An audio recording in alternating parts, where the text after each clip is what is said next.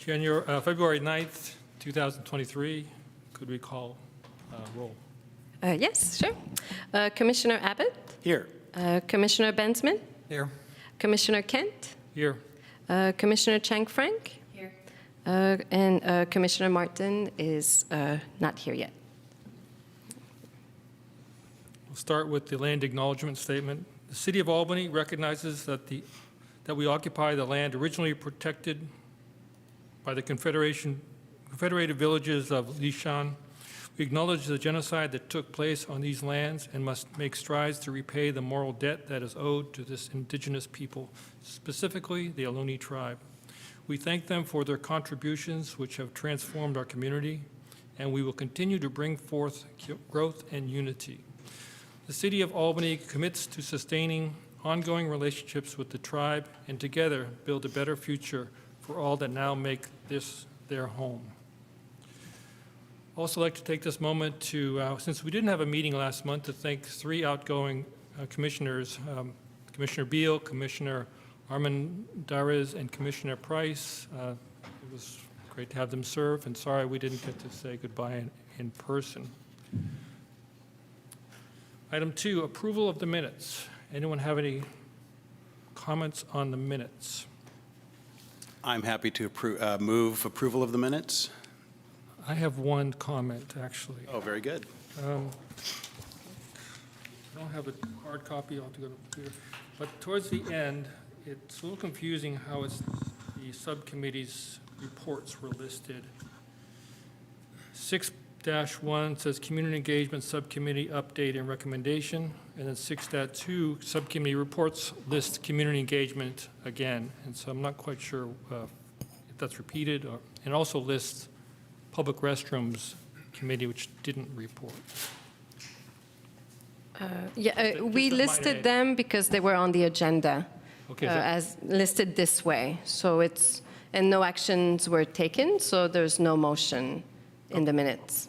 all right, thanks. It's confusing how that was written. Then I have no comments, so. My motion stands. Let's see, vote on the motion. Do we need a second? Oh, yes. We need a second. Somebody second, that chair doesn't say. I was absent from part of the meeting, so. It's okay. Okay, I second. Okay, I will do the roll. Call the vote. Commissioner Abbott? Yes. Commissioner Bensman? I guess I'll abstain. I was not here. Sure, okay. Commissioner Kent? Yes. Commissioner Chang Frank? Abstain. And Commissioner Martin? Yes. Thank you. And I also want to welcome Commissioner Benson. I should have done that when I was thanking the others. Welcome. Thank you. Moving on to public comment. Okay. I don't see any public comment in the room, but we do have one raised hand. Go ahead, Jeremiah. Yep, it's Jeremiah here. The only public comment as usual, but I'm glad to speak for the community when I get a chance. I just want to bring to the attention of this commission, I'm not sure if you're aware of this, Senate Bill 1383. It says it requires every jurisdiction to provide organic waste collection services to all residents and businesses. That's SB 1383. With that, I was hoping that we can get some green waste, garbage cans in the parks. That way, you know, if people are picnicking and they have, you know, some cantaloupe peels or some chicken bones or something, they could dispose of it in the green waste or something. So I just want to mention that about the green waste. I'm unable to see my time, but I'll just let me know when I get down to it. So yeah, I think it's really important to have the green waste in the parks.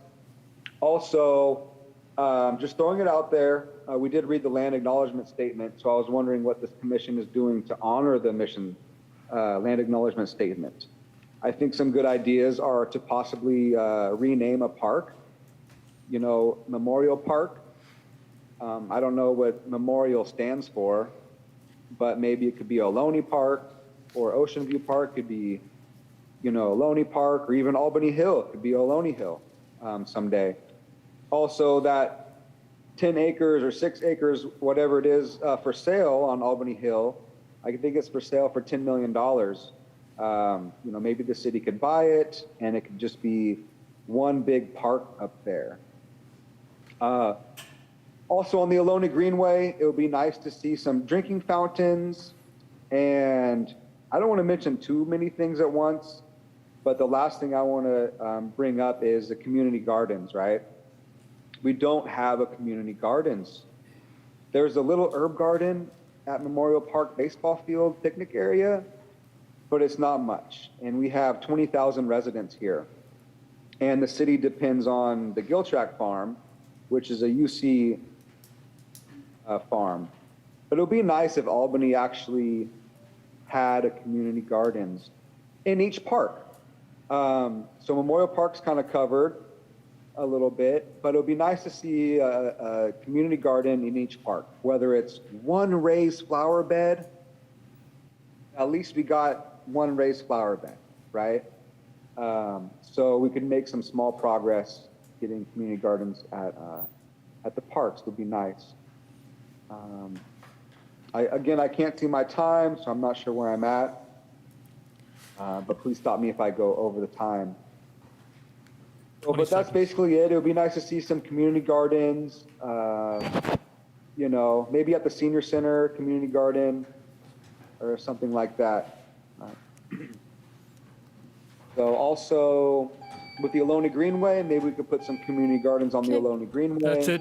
Jeremiah, your time's up. Thank you, though. Okay, thank you. Sorry you All can't right, see the clock. Thank you for your comments. Okay, we have also Steve Pinto. Go ahead.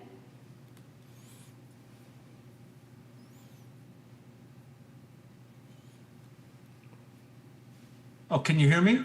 Yes. Mm-hmm. Okay, I'm sorry. First time to use this new computer. I'm calling in because my tree in front of my house is on the agenda, I think, 912 Nielsen Street. You I wanna just wait wondered until if you that had any agenda item questions comes up? about that, so. If you want to speak to that item, you have to wait till the agenda item comes up. I'm sorry. Do you want to do that? Sure. Okay, yeah, that'd be better. That way we can have a dialogue. Thanks. Okay. We also have Philip Manfield.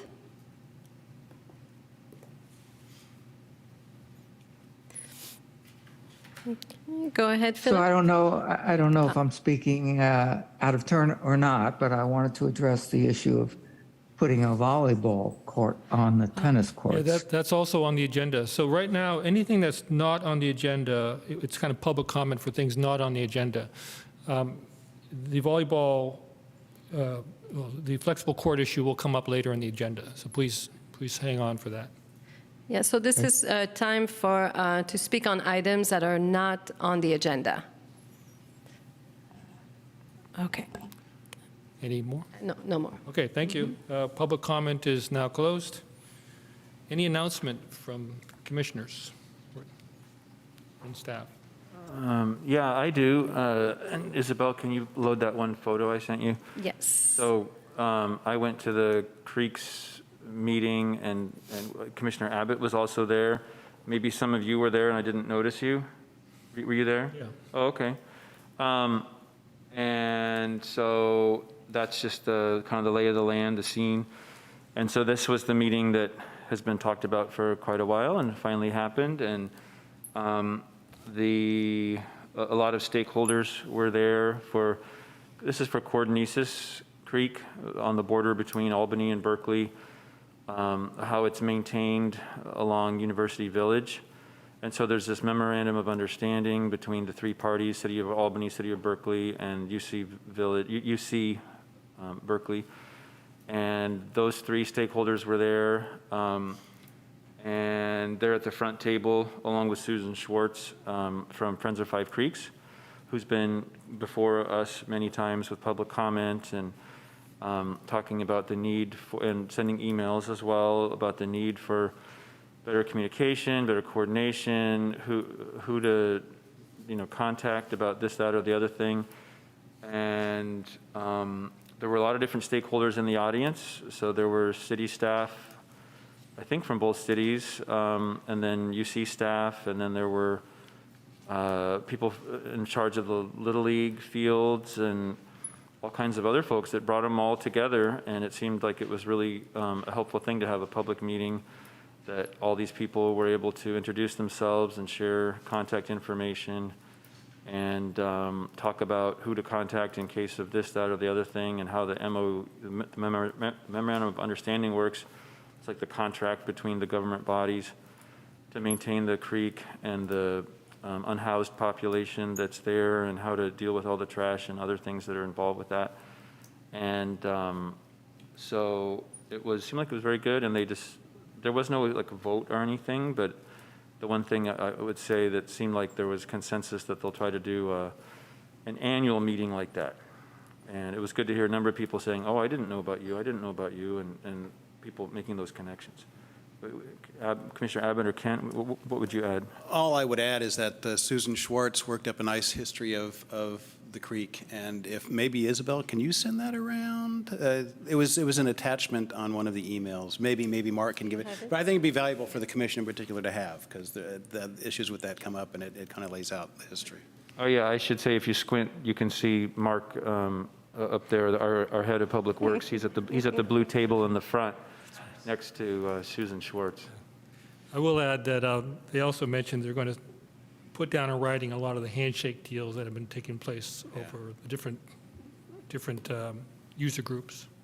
That's true. They said they're going to try to put things down in writing and agreements and things that have been handshake deals. And also they said like the $500,000 fund that had been forgotten about was sort of a human capital, loss of people who knew about it were gone. And so they want to avoid those kind of problems in the future and other kinds of,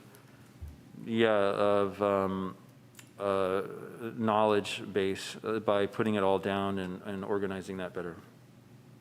Originally 500,000, I think it's almost half that now, but maybe a little more. Thank you. Thank you, Todd. Thank you, Commissioner Martin. I am in the picture, though. You didn't see me. Other announcements? Other announcements. I just have one. The Salon Auto Association's Lunar New Year celebration is Sunday from 10 to 2. It's a lot of fun. It's the Elan Dance Company and the Golden Lion Martial Arts, and it's at Peralta Park, so it's technically just outside of Albany, but it is there, and it's a great event, a lot of energy, and a lot of kids dancing, and adults too, and it's a good event. So encourage you. And it's free, just mention that. Any more comments, announcements? Just welcome back to the commission, and welcome to our new member as well. As far as staff announcement, the only thing I have is that the fields are open after a few months of being closed for maintenance. They are now open for our users to. And that includes the dog park? Well, that's what we were asking. We need another week there. We Yeah, have some irrigation yeah. issues that need to get sorted out before we open. Well, I certainly support that, yeah. Okay, that's it. Thank you. We do have one public comment on announcement. If you'd like to take that, I can make for 1 minute. Yeah, sure. Yeah, okay. So Jeremiah, go ahead. You have 1 minute. Yeah, thank you. So regarding the Creeks Commission, so I sent an email to this commission on January 4th. So it was regarding the unhoused encampment behind Sprouts in the creek. So I contacted Albany Cares, I contacted Albany Police, and Albany Police said it's not their jurisdiction. Albany Cares will not help. Stay out of it. They said they're going to stay out of it. So I contacted UC Berkeley Police, and they have a person, his name is Mr. Ari Newlight, on I'll forward the email again tonight. But he's the Department of Social Welfare for the UC Berkeley Police. And he deals with all the unhoused encampments at People's Park and around the UC campus. So he is actually the contact to get the people, the homeless encampments, unhoused encampments, he's able to get them housing. So I will email you this email, and that's the solution for the encampments on the creek. Thank you, Jeremiah. Is that all? Yes. Moving on to presentations. First item is discussion and possible action on matters related to election of officers. So we lost our commissioner Brian Beal, so we have to elect a new chair And vice chair. and vice chair. Yes. All right. I guess we start with nominations for We lost chair. both, didn't we? Excuse what? We lost both. Yeah. Who was the vice chair? I was It was, vice- yes. we didn't lose Yes. Oh, I thought. Chris was the I thought vice for some chair. reason- Okay, oh, well, Yes. there you go. Okay, I'm sorry. All right. I'll start. Can I just start? Can anybody start with nominations? Yes, you can start with nominations for chair. I'd like to nominate Commissioner Kent Oh, that was easy. for chair. Okay. Other nominations? I will nominate Commissioner Chang Frank for chair.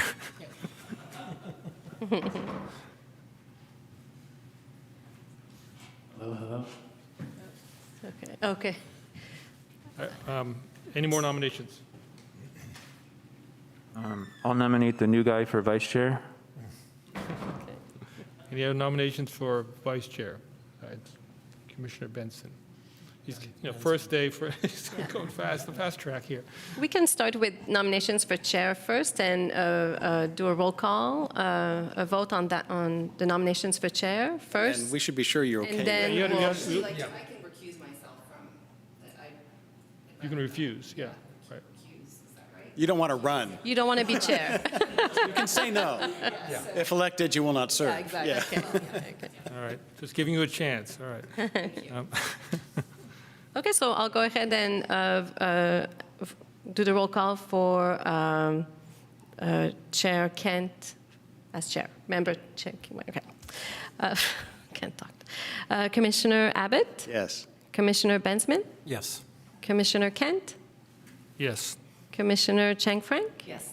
and Commissioner Martin. Yes. Okay, great. unanimous. Thank you. Okay, so right now we have a nomination for vice chair for member Bensman. I'm recused, yeah. I'm happy to do it if nobody else wants to do it. It's all right. Great, so I nominate Commissioner, I can nominate myself. I'll nominate Commissioner Abbott. Abbott, okay. And then, just to be clear on the duties for people who are new, the chair basically communicates with the staff, like Isabel, in advance of a meeting, maybe a week or so before, to coordinate the agenda and, a few emails back and forth. And then the vice chair is basically one heartbeat away from the chair position. And so, or if the chair is out of town or sick or whatever. Or recused. Yeah. Yeah. Well, that's true. If, for a particular agenda item. It has happened. It That's has true. happened, If their home is too close to a tree or something that's on the agenda or whatever. yeah, and I had to step in a few times and Brian was Yeah. conflicted. Okay, Okay, so Commissioner Abbott, Yes. Commissioner Bensman, Yes. Commissioner Kent, yes, Commissioner Chang Frank, Yes. and Commissioner Martin. Yes. Okay, so Commissioner Abbott is the vice chair. cool. Item 6-2, street tree removal applications and update on recent storm damage. And we have a presentation by Mr. Hockridge.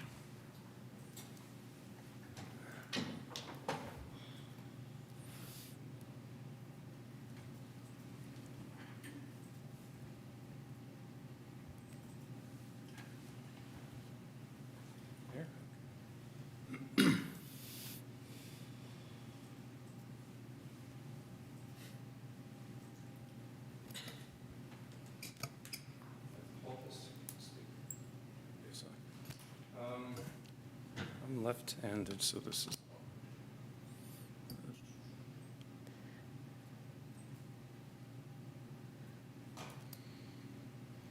Might be Okay. might be able to get it in automatic mode or something. Is there an on? Is that on?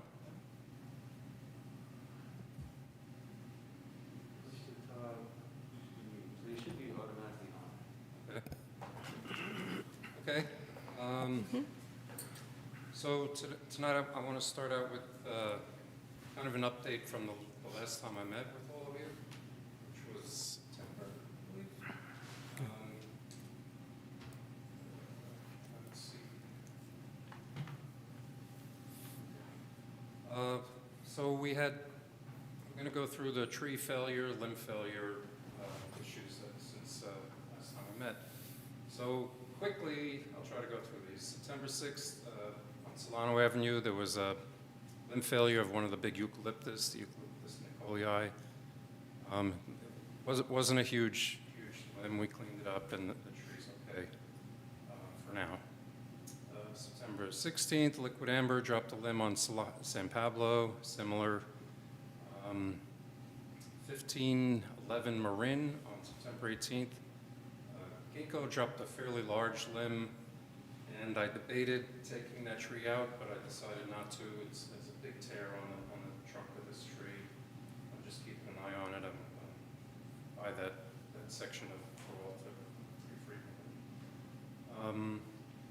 1009 Solano, another eucalyptus limb failure. 1251 Brighton, pistache tree, dropped a limb. 1502 Washington. Now this is interesting. On September 25th, we had 3 liquid amber limb drops, all on Washington. One is 801 Curtis, but it was on the Washington frontage.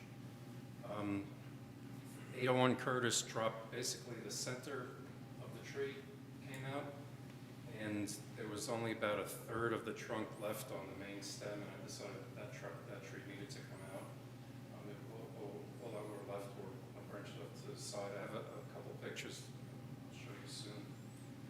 I believe that tree caused 1502 to drop a limb too, and the property owner actually got out there and pruned up that tree a little bit on their own after that happened.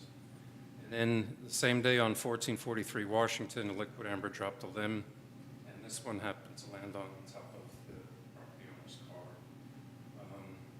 No wind, no anything, just end of summer, sudden limb drop. I believe nothing unusual, just the only unusual thing is that the same tree on the same street, on the same line. 900 block Cornell, Melaleuca dropped a kind of a large limb, and I believe it was a delivery truck, small truck there, parked right next to it. I looked like that's what happened. 801 Washington, similar, a crepe myrtle was hit by a vehicle, and just cleaned up these ones. I just cleaned up the ones. Okay, so for the storm, January, starting December 29th, on San Pablo, we had another liquid amber limb failure. Just cleaned up the limb. 1500 Visalia, we had a complete tree failure. I'm not sure the exact date. I think I was out or on vacation or a weekend. I don't remember what happened there, but a tree fell towards the property, a Callery pear tree, ornamental pear. We just had a contract to clean that up, and we'll be replanting something different there. 1404 Solano, January 4th, one of the large eucalyptus was a complete tree failure. This was probably the biggest, the worst problem that we had. The tree dropped. There were 2 cars parked, diagonal parking there, and the tree dropped right down the middle of the 2 of the cars, and it happened to clip one of them and did some pretty bad damage. And miraculously, it didn't get me. Let's see, 1159. This was unusual too. 1159 and 1057 Santa Fe. They're right across the street from each other, with Francis in between on Francis Street, and almost the same time, 2 large cedars, one from the different yards, fell into each of these back there. they're private trees. We went out and looked at it, but the property owners handled those. 1515 Francis, again, a private tree fell into the terrace path off of Francis Tevlin, kind of where Tevlin might extend. And we had a contract to clean that up just because it was blocking basically the emergency entrance to the park. The property owner took care of all the debris, so we just cleared the path there. 1443 Washington, again, liquid amber, the same tree dropped a limb again, and at this point, the property owners submitted an application for removal of this tree. It's had several failures over the last few years, into this year, and one damaged his car. 1102 Portland, private fruit tree fell. The property owner took care of it, small tree. 1456 Washington, crepe myrtle, limb failure. 700 block of key route, some of the deodar cedars in the median dropped some limbs, which is kind of typical. The deodar is a weak tree. Similar with the redwoods at the end of Masonic, I say the 1,000 block, actually the 1,100 block of Masonic, Little Redwood Grove at the border of Berkeley, dropped a few limbs there. 917 Curtis, an Australian willow, failed completely. This is a tree that's been in decline. Most of the trees, the Australian willow we have are in decline in the city. They're not looking really well. And this one just gave up and laid up against the car. Ocean View Park, the top third of a tree broke out and was hanging in some of the other redwood trees, and we had a contract to go and up there and remove that. Posen Peralta Triangle, where Posen and Peralta meet, there's a triangle median. The silk oak tree loses a lot of limbs, and during a storm it lost a fairly big limb. We had to have a contract to go clean that up. 708 Johnson, a Melaleuca that has been in decline for a long time. It had a lean. It was 2/3 dead, and it was just kind of, it wasn't an urgent thing, so I never brought it to the commission for removal. Probably should have. It fell gradually. It didn't cause any damage, so we had that removed. I repeated this triangle. Hilltop, there's a large old toyon at the top of the staircase that lost a limb. Actually, a section of the tree itself fell down. Just had that cleaned up. Albany Hill, blue gum eucalyptus, a small cluster, probably one, maybe stump sprouts at one tree, but 3 stems.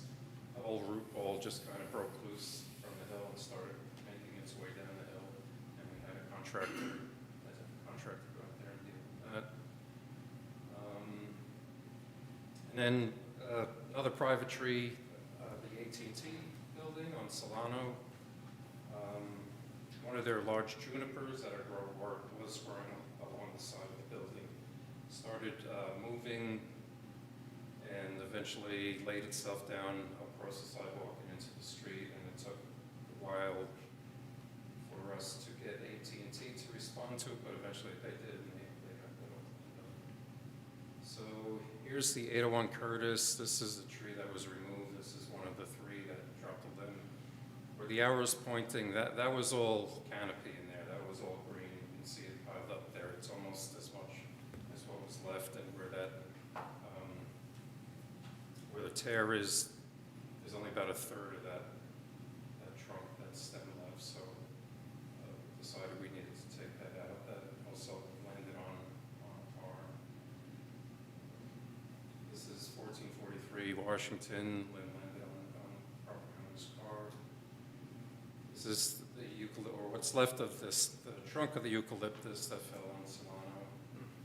See on the left, the one car got clipped by it, pretty damage on the side.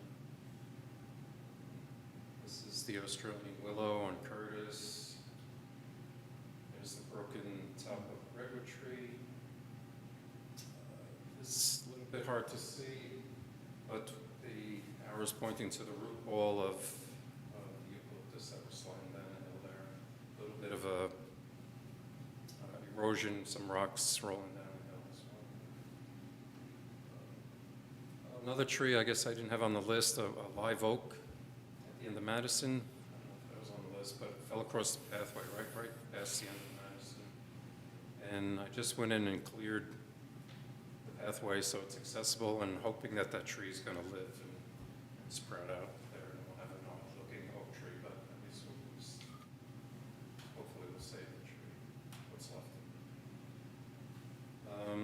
This is the tree at the AT&T building on January 11th. This is the tree 2 days later. It came down all the way. And this is the tree after I went in and pruned it back so people could walk around it. This was January 24th, and AT&T finally responded January 25th or 26th, so it took them about 2 weeks to respond to this tree, but eventually they did. Okay, any questions or?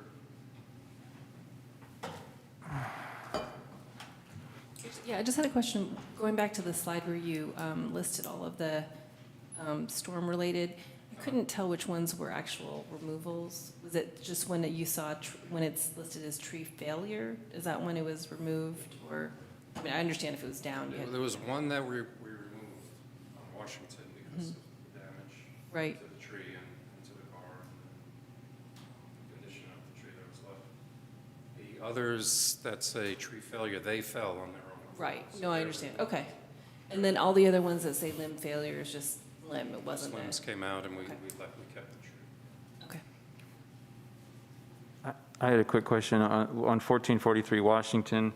On that list you just showed, it said the property owner submitted a tree removal application, Yeah.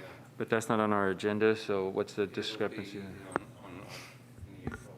on the next one? Okay.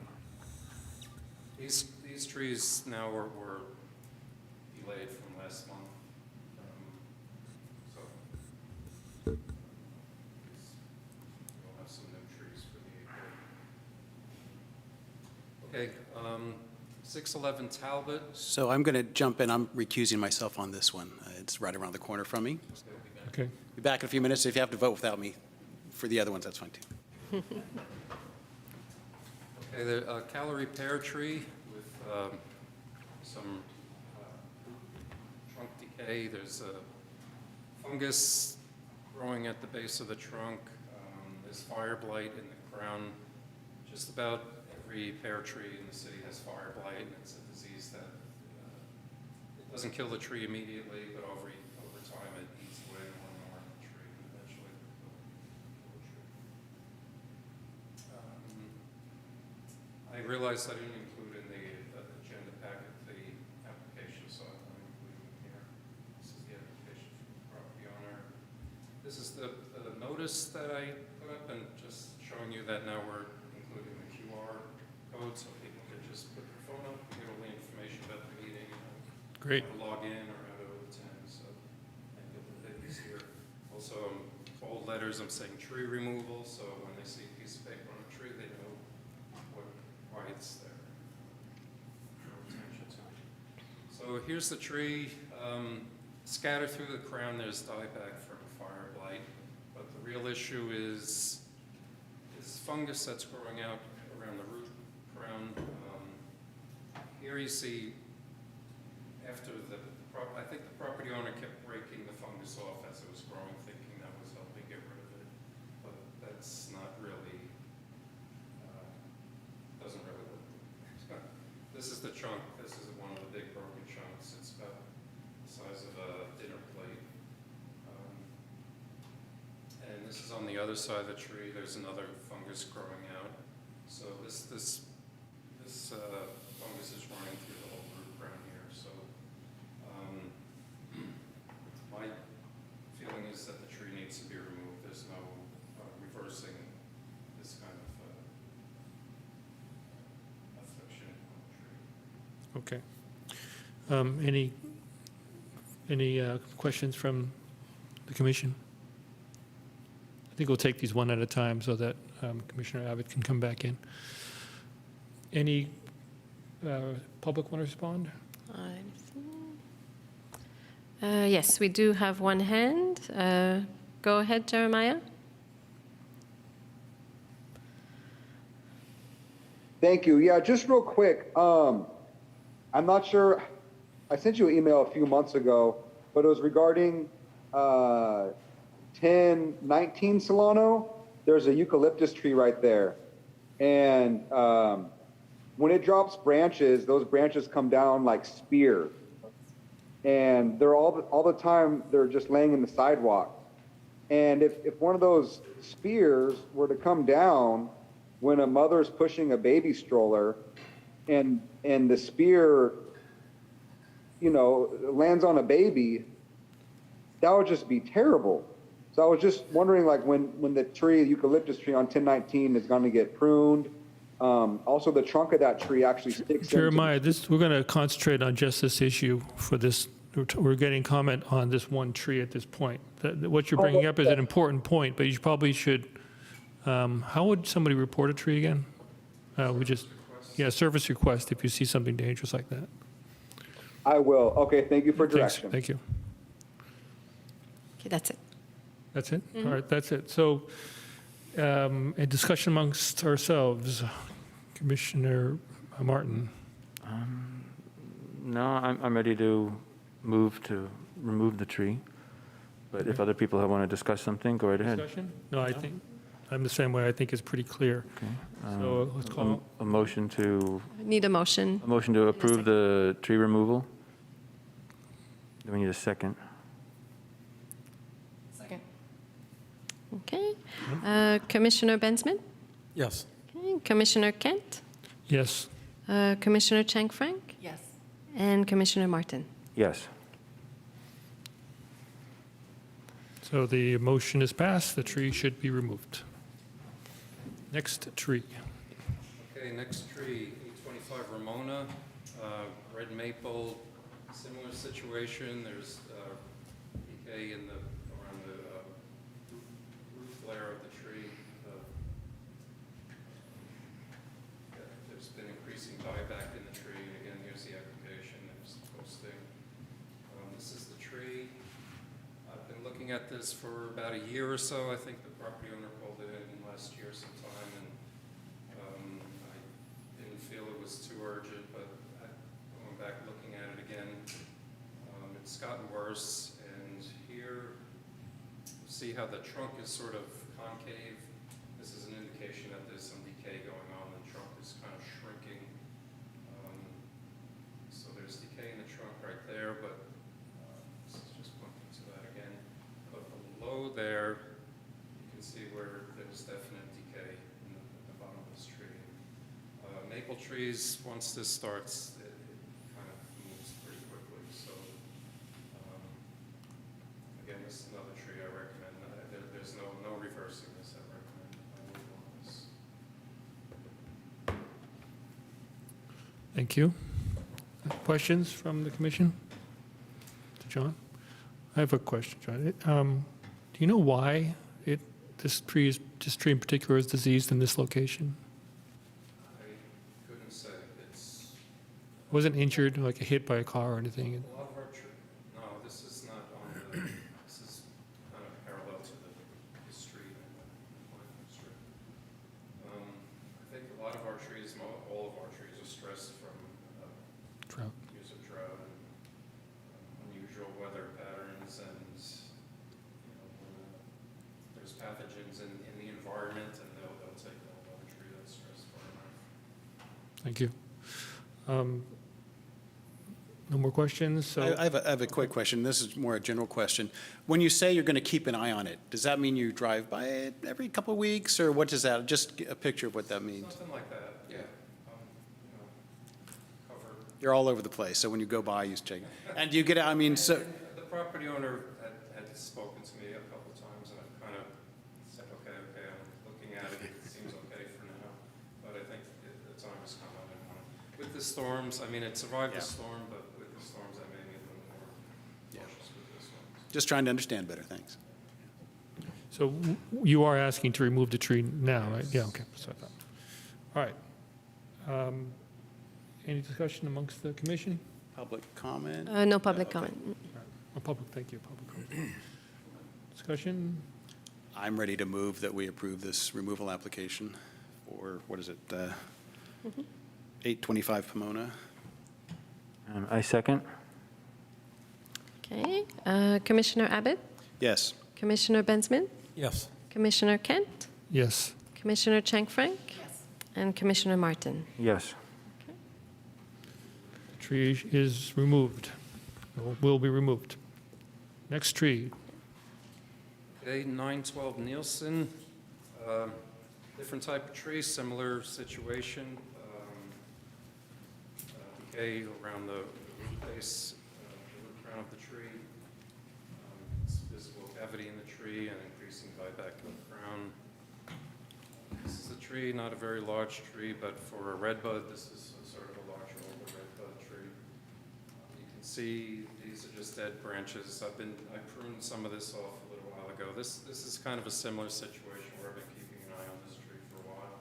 I pruned back some of the dead wood, hoping that it would start to look better, but it's just dying back further, which is typical for redbuds once they're injured or cut or start dying back, they continue dying back. So you can see here some freshly dead branches on the tree, dead leaves on it. Here's a little anchor for the metal tree stakes that we have, and my gloves for comparison, and you can see the hole at the bottom of the tree. And you can see how deep vertically decay is and how deep horizontally the decay is on this. So this one, I think, also needs removed. Thank you. Any questions from the commission? Audience comments? Yes, go ahead, Jeremiah. Yeah, just a quick question. So on this tree, if it's removed, if you agree to remove it, will there be a tree planted in its place? And if so, what tree are you thinking about planting in its place? And also, if you plan to remove this tree, is it going to be grinded up into wood chips? And are those wood chips going to be available for the public to use in a garden at home? Thank you. Thank you. Would you like to respond to those? Sure. Yeah, all three of these trees will be replaced. I'm working with the property owners. I believe the property owner here did already submit a tree planting application for this, but I can't remember which species. But I review the applications and to be sure that it's a proper species for the location and the size of the planting area. And wood chips, yeah, generally we have the trees get chipped and we have them dump the chips in Ocean View Park. There's an area there for residents to help themselves to wood chips from trees that have been removed or pruned in the city. And using that mulch, does that spread the disease around? The thinking is that it does not spread the disease, that when you chip a tree that's got some kind of fungus or something, the fungus is going to live off of whatever juice, sugars, food that's available in those wood chips and die off. So it doesn't have a large, this is why you would prune back an infected section of a tree, because it's feeding on a large section and it grows and gets stronger. When it's just a little bit like this, it kind of has a little oomph left and then it dies off. So generally we don't worry about that too much. Again, there's these fungus and other pathogens in the environment, and it depends on the tree itself, how healthy the tree is, or the plants or the property where you're using this, but basically I don't worry about it. Okay, thank you. Discussion amongst the commission, any? I think we're in, well, someone want to make? I'm happy to move again if Please. that's what we need. Okay, 912 Nielsen, I move that we approve the tree removal application. Second. Okay, Commissioner Abbott, Yes. Commissioner Bensman, Yes. Commissioner Kent, Yes. Commissioner Chang-Frank, Yes. and Commissioner Martin. Yes. The motion has passed. Thank you. So just a question on order. So generally, as being commissioner, I can't second things, right? I have to wait for, Oh, no, you can. I can't. No, I thought I was under the impression I'm not supposed to second. All right, then I will. You can even move. I can? Oh. That was some kind of master neutral person. Great. Power went straight to your head, didn't it? Okay, let's move on to item 6-3, Street Tree Management Plan. Commissioner, we reviewed the RFP for consulting services for a street tree management plan. Would you like to do a presentation, Isabel? Yeah, I think Jeff will start us off, right? I'm going to, there we go. Good evening, Commissioners. Jeff Bond, the Community Development Director. Nice to be here again. I'm just going to briefly make an introduction, then turn it over to my colleague. We were last here in November to giving you an orientation to our plans for preparation of a street tree management plan. And at that time, we told you we'd be bringing back the request for proposals that we would like to issue in order to find a consultant to help us prepare the plan. So that's what we're here for this evening. My colleague Natasha Gallatin is doing her fellowship with our office through the Civic Spark program. It's a program that we use every year. We bring in people who've just graduated from university to spend a year with us learning about what we do in local government with an emphasis on climate resiliency. And so in the aspect of this, of course, is the street tree management plan, the urban forestry canopy, and so forth. So this is one of Natasha's major projects. So I think with that, I'm going to turn it over to Natasha to give you an orientation to the RFP, and then we'll both be happy to answer any of your questions. Thank you so much, Jeff. Good evening, Commissioners. I'm Natasha Gallatin. I'm the Civic Spark Fellow for the City of Albany, and tonight I'll be giving an overview for the request for proposals for consulting services for our street tree management plan. So to give a little bit of background information for new commissioners and a refresher for the rest, the Street Tree Management Plan was identified as a priority planning initiative in a handful of city documents, notably the Climate Action and Adaptation Plan. And that's shorthanded to CAP. And the CAP calls for such a plan to increase urban tree canopy as a long-term strategy to mitigate the urban heat island effect and additionally to sequester carbon from the atmosphere. But over the shorter term, this management plan will be a programmatic resource to help guide decision-making in the city and to increase the overall street tree canopy. So the planning process has been split up into two phases. The first phase being the inventory and the second phase being the development of the actual planning document itself. And so, like Jeff said, in November, we brought updates on phase one, which included the contract authorization of Arbor Pro for the street tree inventory process. And actually, as of the 28th of January, it's a little over 60% complete, and that's equivalent to about, I believe, 3,700 trees that were inventoried, and we got maybe 2,000 more. But we presented those updates, and we also brought a high-level overview of the process for the street tree management plan. And that's currently ramping up, so let me go ahead and give an overview of what the contents of the RFP entail. So we're going to begin to solicit proposals from qualified consulting teams to help the city develop the street tree management plan. And we're hoping to receive proposals with creative solutions and recommendations to address current programming challenges and needs. So outlined on this slide right here is kind of a general overview of the main tasks under the scope of services, but we're also hoping to receive proposals with additions to that scope that lend to best outcomes based on the proposal's experiences. So these unique experiences and approaches that different consulting firms may have, we're very interested in receiving those proposals. So some of the tasks include, let me go ahead and reviewing and evaluating relevant city materials, including plans, policy, codes, and would-be completed inventory. And this street tree inventory is projected to be completed sometime in late March, I believe.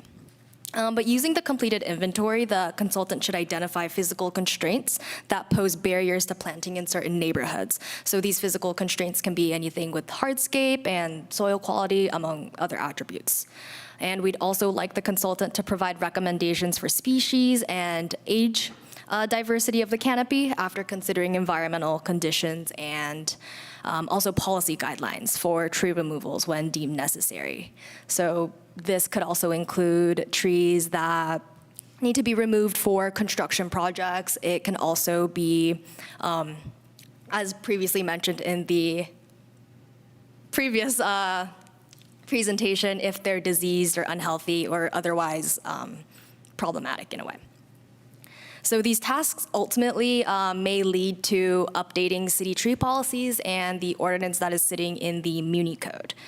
And lastly, we will have the consultant support community outreach and stakeholder engagement efforts, and also the organization and the formalities of the development of the document itself.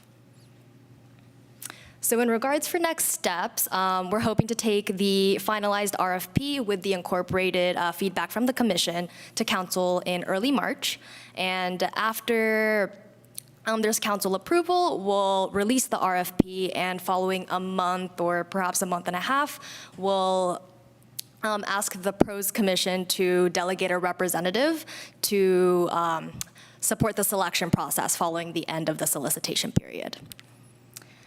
And now I'd like to turn it over back to Jeff and or John if they have any additional comments. But aside from that, yeah, thanks for the presentation. This was it. Thank you. And I don't know if you had anything you wanted to add at this point. You're welcome. Unless there's questions. Okay, let's start with questions from the commission. To I city. did have one quick question, and I'm probably just not understanding, but they're talking about a canopy evaluation or plan. Does that include trees on private property, or is it strictly street trees when they're evaluating the canopy? Yes, this is strictly trees along city right-of-way, so just street trees. Okay, great, thank you. And then I had two questions. One was related to canopy. Do you know how that's measured? Is it just done with satellite images, or is it done with a tape measure tree by tree? That's a great question. John, might you have information on that and the process that Arbor Pro's doing? We're having canopy measurement in the city. We're having an inventory, so we're The presentation said we're having a canopy measurement. that may be up to the consultant how it's done. It's done, there's aerial photography that'll evaluate canopy. But I think it's difficult when we're just looking at street trees and not all trees in the city. So. Yeah, an area of clarification might be that the ultimate goal of the plan would be to increase overall tree canopy coverage, but this plan will be a resource to help guide decision-making when selecting where to plant trees in the future and stuff like that.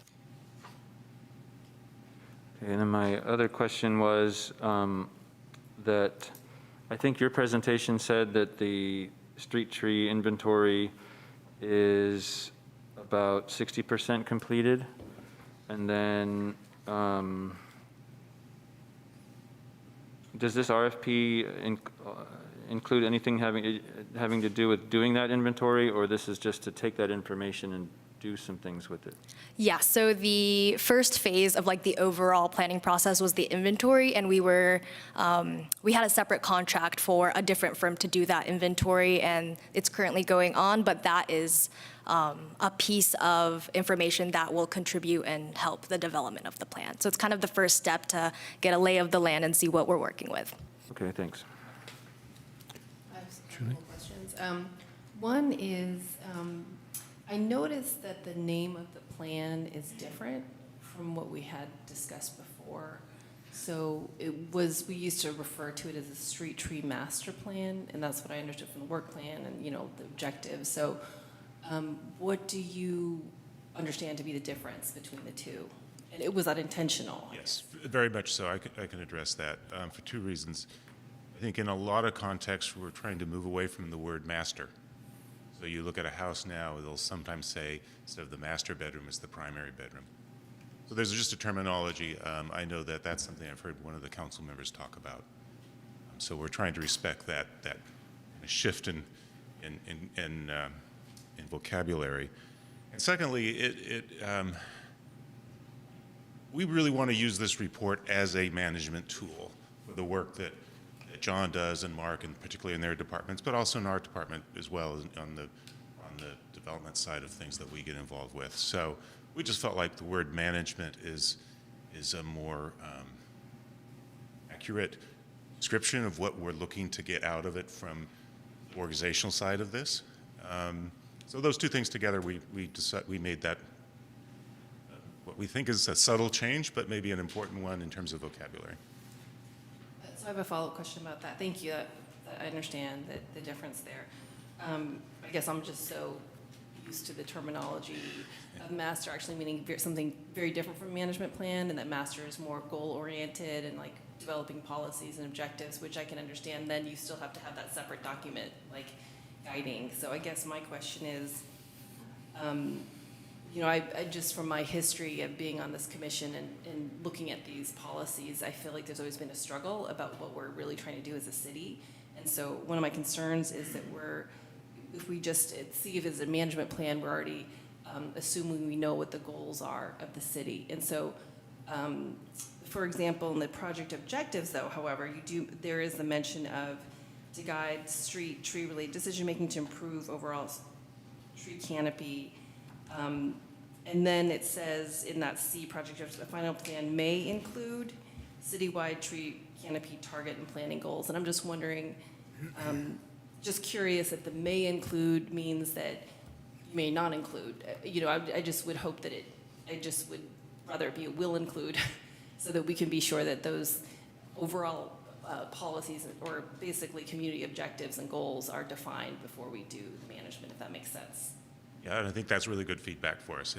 It is our intent to identify those big picture goals that would typically be in something that until recently we would call a master plan, but like I said, we're trying to change our terminology there a little bit. But we can make that edit before we take this to City Council if the Commission so wishes. Yeah, thank you for that comment. I'll go ahead and add that language change as well. Sure, yeah, and I know this, and just like related to that, I know I'm being super ticky-tack, but it's because I'm a consultant who used to respond to these RFPs, and so we would really take every word very seriously when responding to it and creating a proposal.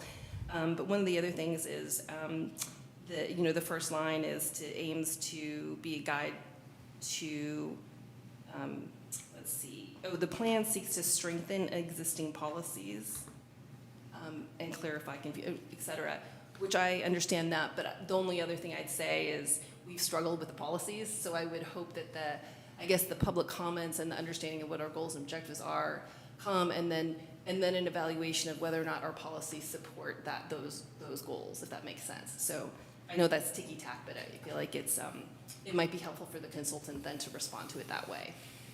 Thanks. I have a few other comments, but I'd like to share. Okay. Any other questions? Yeah, I just had a question about, ongoing maintenance, and I don't know if this is really in this, but, maintenance of the street trees, is that homeowner responsibility? Is that City of Albany? And then if it's City of Albany, is it going to be addressed in this plan as well? So that is an excellent area of confusion that we are hoping to address in this plan. And currently, I believe it is the fronting property owner's responsibility for like routine maintenance. But I think, John, you might be. Yeah, that's the only ordinance, really, municipal code that we have is states that property owner is responsible for public safe usage and passage in regards to trees and other things in the right of way. So it's worded a little vaguely. As it stands now, we deal with more safety-related pruning, broken limbs or clearances, that sort of thing for vehicles and pedestrians. But if a property owner wants their tree, thinned out or rounded, shaped up or something, that would be on that. Or if they want to let it shade onto their front yard or whatever, that's something that we're not dealing with at this point. So I think that's something that definitely needs to be clarified, and maybe whichever direction we go, it needs to be worded more clearly. Okay. That's all I had. Thank you. Commissioner Abbott? Okay, I have a That's it for questions. No more Okay, I questions. have a few comments, and some of them echo what Commissioner Chang Frank mentioned. So I was struggling with the title too, because it sounded like we started off with the cap, which is the broad vision, and then we kind of reduced it down to 5, in the general plan, to 5 goals, which weren't quite as broad as the cap. And now this RFP is going down to like a maintenance plan. And so I heard what you said about that's not the intent, but I'll point out some language that may be confusing to the person responding to the RFP. But maybe urban forestry plan takes rid of the master, but still is a bigger picture than just maintenance. Because maintenance to me is, while very valuable, it's kind of all of a sudden goes right to the nuts and bolts. We're not sure what car we're buying yet. So if we, into the document, under City of Albany and project objectives, it does explain it pretty well there, although it does kind of focus on the plan seeks to strengthen existing policies and clarify all areas of confusion regarding proper tree planting and maintenance responsibilities. It's very tight.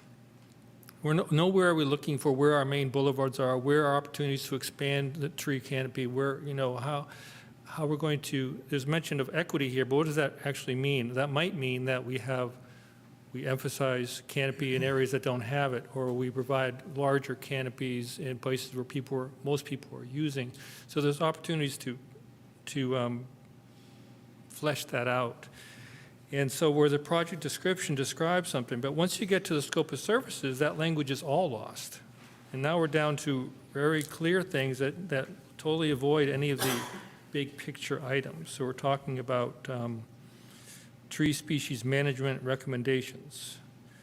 We're talking about increasing species and age diversity of the urban forests and consider environmental conditions such as soil quality. Okay, increasing species, but I guess we're not looking, we also mentioned that we may be adding more, we might be looking for more opportunity to improve the species list. I think that's mentioned in under project objectives. So I understand you're trying to get a very clear RFP and the scope of services so people know exactly how to respond, but it seems like we lost the big picture there somehow. And if the intent is to get a plan of it should be mentioned here. I don't see one. And also, there is the idea of increasing the canopy, but what is the goal, like Commissioner Chan Frank said, and that isn't capped, that we're going to, I think they were specific in there about the canopy goals, weren't they? I read it somewhere. Yeah, it's increasing canopy. I thought it's, Increasing urban, it's action 4.11 of the cap. It focuses on the increasing urban canopy cover. right, okay, so I guess we're increasing. That would be cool. Would it be appropriate for me to jump in and say, this sounds a lot like discussion and less like questions? Maybe you want to Yeah, so go to public comment and That just I kind of guess throw that in there. I was going to ask questions, and I started getting, yeah, you're absolutely right. So before I go on, thank you for correcting me, pulling me in. That's what Any a vice chair questions is from the? for. I guess, yes, I think I do have, some of this is for discussion, but my question, I guess, is if we would like to add some items that would make it more, like sort of visionary urban forestry plan, is that a possibility? Because so just, for example, I looked at the city of Alameda and the city of Davis in the last year or so have both released RFPs for urban forest plan, which have many of the same elements of what we're looking for, and theirs were kind of identical. Like I could tell they copied off of each other. So I just thought that might be a good template to use because it already has a lot of great language in there. You might want to cut some stuff out because they talk about private space too, but I'm just wondering if we can add some of those because I looked at their RFP and so it's just a question. Okay. Let's move on to public comment, I guess. Is there any? I can quickly answer some of, I thought the Alameda's RFP was was astounding. Yeah, that was one of the template ones I based off this RFP for. But yeah, I will continue digging a little bit more into the language and pull some more valuable pieces too. I'll keep that for the discussion then. Okay. There are no public comments. Oh, okay. So, Now it's appropriate to go to discussion. thank you. Where was I? Somebody just raised their hand. So I do have one public comment. Go ahead, Philip Manfield.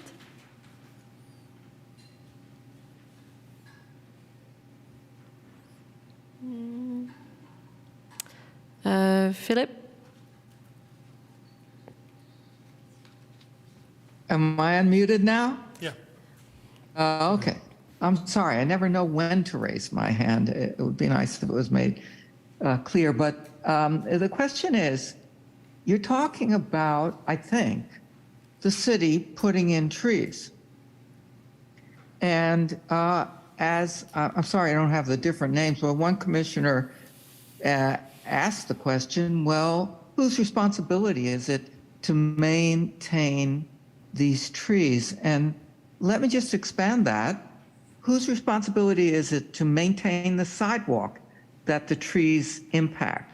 Whose responsibility is it to maintain solar power that an expanding tree can obscure? When you put in a tree, do you let the homeowner know all the liabilities that you're handing over to them? Is that it? Yeah, that's it. That's my question. Thank you. Good. It's actually really good comments. So someone to address some of those questions on it. So there was a question about the who takes care of the trees, who takes care of the sidewalk, what are the solar impacts, and who has the rights to that? These are good questions. Technically, in Albany and California, the property owner is responsible for the right-of-way in front of their property or abutting property, which includes trees, which includes the planting strip, and anything in the right-of-way. But this leads to questions about tree planting goals. Can we make people have trees in front of their properties if they don't have a tree? And these issues are good issues for property owners to say, we don't want a tree because it's maintenance. I get this often, I'm old, it's maintenance, I can't handle this kind of work, there's too many kids, it brings up the sidewalk, these things. Yeah, there's issues with trees, but I think what we are trying to do is promote the benefits of the trees, and everything comes with a cost of some sort. So maintenance, sweeping leaves off your sidewalk. We're hoping we're not planting trees that are going to rip up sidewalks like we're putting this. We don't plant that anymore. When I look at tree planting applications, I try to work with the property owner to find a tree that's more suitable for their planting space. Although a lot of Albany has these 27-inch planting strips, which there's not a lot of trees except for redbuds, which are really fragile trees, short-lived trees. Anyway, that's of course a little bit. But yeah, these are good questions, and I think this is something that we need to hammer out with the policy part of this. Right. Okay, thank you. Any other public comments? No, there's no other public comment. So let's bring it back to commissioner discussion. And I'll continue because I'm on a roll, but then I want other people's, a couple more things I want to add. And it actually dovetails with exactly what the Phil called in, I forget his last name. But was the stakeholder engagement is a very small, just one little paragraph on this. And it seems like a massive piece of this document, especially when we're talking about liability and putting trees in people's yards, and they've got to be convinced why it's a good idea. And that is true. I mean, if we're trying to create these street trees and we're putting trees in front of everyone's yard and 3 people don't want it, or 10, or maybe 20% of the people on the street don't want it, we're not going to get that full canopy, but maybe that's good enough. I don't know. And maybe, I don't know the record of the city, how often people have successfully sued residents because a tree damaged their car, if the city always takes responsibility of that. There's one thing that a person is technically responsible for that tree, but in reality, what really happens? You know, I don't know if there are many. Consider a tree publicly owned, so it's not necessarily the city's property, it's not the property owner's property, but it's sort of both of our responsibility. When a tree drops a limb, often claims are denied because unless it's something that we knew was going to happen, something foreseen, a defective tree, a dead tree that's been left standing for too long, drops a limb, yeah, someone should have acted, but if and again, the liquid embers drop limbs without notice, the sudden limb drop. If we don't know it's going to drop a limb, how can someone be responsible? So could this person whose car is ruined sue the homeowner because the limb fell down? Can try to do that. I mean, has it happened? can't give legal I guess the question is, does it happen often? Is it? But yeah, I think some people do try to do that. I don't know what the result is. But I think as far as claims against the city, more often than not, they're denied because it's considered an act of nature that the tree dropped. Okay, thank you. So for now, that's my comments. Well, yeah, I mean, I just saying it, in response to that, I think, I'm hoping that this process would allow for community engagement about this and how do we evaluate trees as a public resource, which may mean taking on more liability as a city if we agree as a community that it leads to, you know, air pollution benefits and carbon sequestration, all these other public benefits that maybe the homeowner alone shouldn't bear. So I guess to me, it would be important to have that public engagement process. There's also other cities that have done, like I think the city of LA looked at now that we have this inventory of trees, they actually value the tree canopy, and they actually put like a monetary value to the annual public benefits of those trees, which could then sort of justify the public expenditures to maintain the trees. So without that, now that we actually have an inventory, we can start modeling, using those models and projections to create a public benefit to justify public maintenance for it too, because I think that needs to be a part of the discussion. So I would hope a sort of more rich or, you know, full community engagement process, which actually that CAP did have. I was part of the consultant team with that community engagement for that CAP, and we did do a lot of community engagement to find out that tree canopy was an important public value. I wonder though, is there a budget for this already? Because I didn't know if that was part of why some of the things were less emphasized.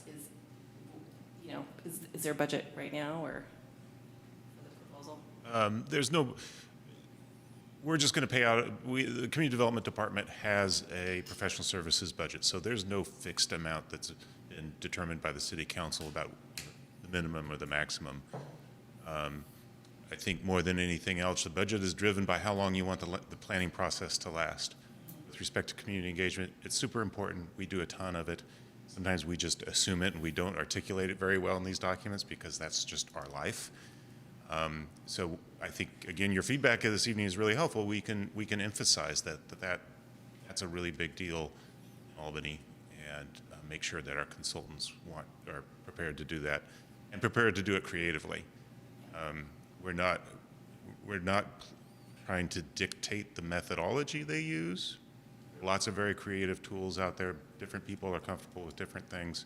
And I would hope in the selection process, which one or two of you might be a part of, hopefully, part of the selection is we really like the way that person is going to engage with us in the community. So in terms of the budget, I would expect something in $150,000 to $200,000 range, but that's going to be driven really more than anything else by the proposals we get and the discussion at City Council and maybe competing priorities for our funds. Well, that's a nice, healthy budget, actually. I feel like you can get a lot of community engagement and a really good document and process out of that budget, so that's great to know if that's, I have a few other comments, but I don't know if anybody else has first. I had some. One is Measure DD was, I think it goes to the general fund, but it's sort of earmarked for climate-related things, and it's being used to fund street tree planting. Is that right? And my understanding is it hasn't been tapped fully, and should this document mention that the person should try to tie into DD? The budgeting measure DD is very tricky. It's part of the general fund. It's part of a bigger bucket that we city council budgets. So we will use general funds, and if it's related to something that the council wants to say, hey, Measure DD made this possible, that will be a council decision. In our budget, there's no distinction between general fund that's Measure DD and general fund that's not Measure DD. Sure, okay, sure. I mean, yeah, so then, again, well, maybe the RFP could say that the consultant should actively seek out things that could be earmarked as Measure DD projects. I understand, yes. Okay. And then another, I guess a question was, John has mentioned that he goes around and he notices this tree or that tree has this issue, and he goes by and he sees it every once in a while, and that's all good. But if John had an intern or something and wanted to just, here's a list of things, will this, when this is done,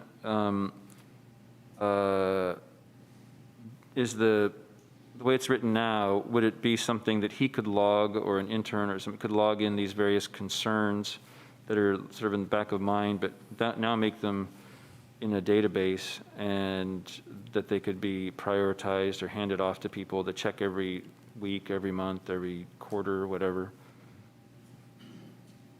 Yes. So the database is being created in this phase one with the Arbor Pro, the consultant that's preparing the inventory.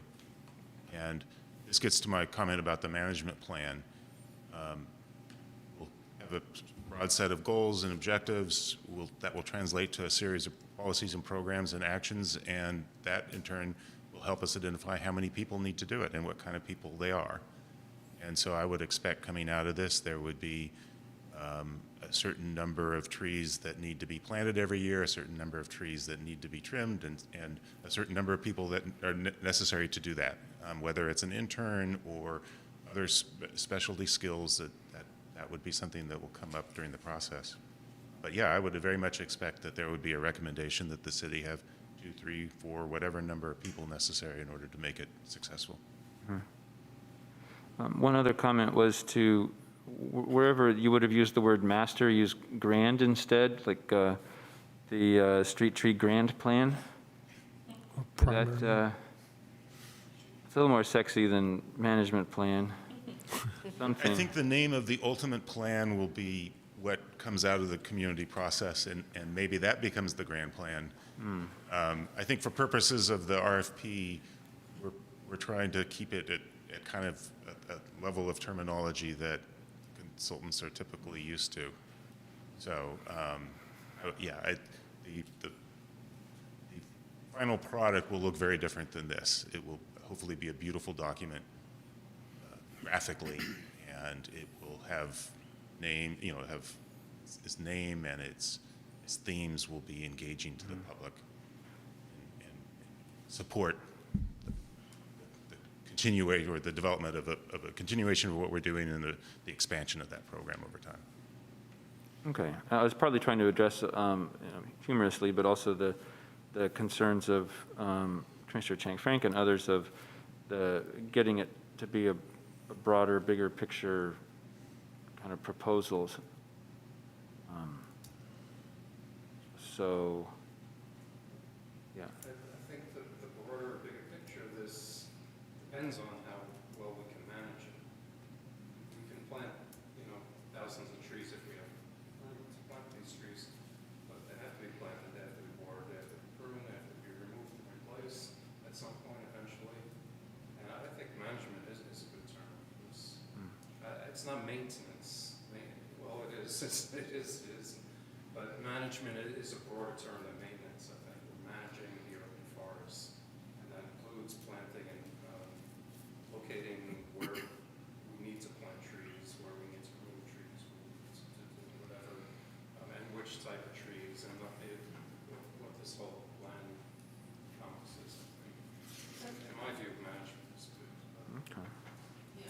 I totally appreciate that, John. I think you've been doing an amazing job on your own with, no other staff support. I think, but one of the questions that I had actually that was addressed in the City of Alameda RFP was really looking at not just, a staff management structure, including, I think the City of Alameda also has one arborist and then contractors the same way we operate. But they were talking about how do we actually really build out the staff to support it, knowing that they need management and maintenance. So I would only be worried, again, this is where I think we need the goals and objectives first. I worry that we're fitting in what we can do based on our current existing budget, and I feel like that's not visionary. That's just saying, okay, we have this, so let's be as cost efficient as possible. I think that's where I think we do need to start off with the bigger picture and what do we want to do, and then can we get there as a city by other funds. So one of the other things that the City of Alameda RFP had was to recommend funding mechanisms. And so I know that like Mark Benioff had the huge, goal of donating billions of dollars or whatever it was to street tree planting. So are there other revenue sources like that? Or even would the City of Albany want to, do some kind of parcel tax or something to support this? Because I agree, you can't handle all of this. If it's going to be a huge influx of work, we have to, power up the staff to be able to manage that. So I guess that's why I'm worried about it being a management plan if everything's status quo. I'm wondering then, is there a way to structure the RFP so that we're really seeing how it's like a two-step process, right? Like this process of determining our goals and objectives, and then the management follows, because I think I've already stated what I'm concerned about. So do you see that as being a possibility? Sure. I think that's that would be a great idea. I personally try not to dictate what the scope and methodology would be for consultants, so that for two reasons. First, they know what they have a lot more experience with this, and hopefully done a dozen of these someplace, and we can learn from that. But also, it's a way of testing whether they know what they're doing, and sometimes consultants will just read back what we tell them. So we're trying to keep it pretty simple so that we can kind of hear their ideas, their original ideas, rather than our own ideas regurgitated back to us. But personally, I think if that came out of the process of a two-step sequence of the study, I think that would be a great idea. And absolutely, I really am grateful for your feedback about the goals and objectives. And it's not our intent to just try to figure out what we can do with what we've got. It's what do we need to do what we want to do. Thanks. We have a policy, we have a street tree list, we have a budget. We could just make that pretty and put it in a package, but hopefully this is expanding that greatly. I've got a couple comments that I think touch on a lot of what some of the other commissioners have been saying.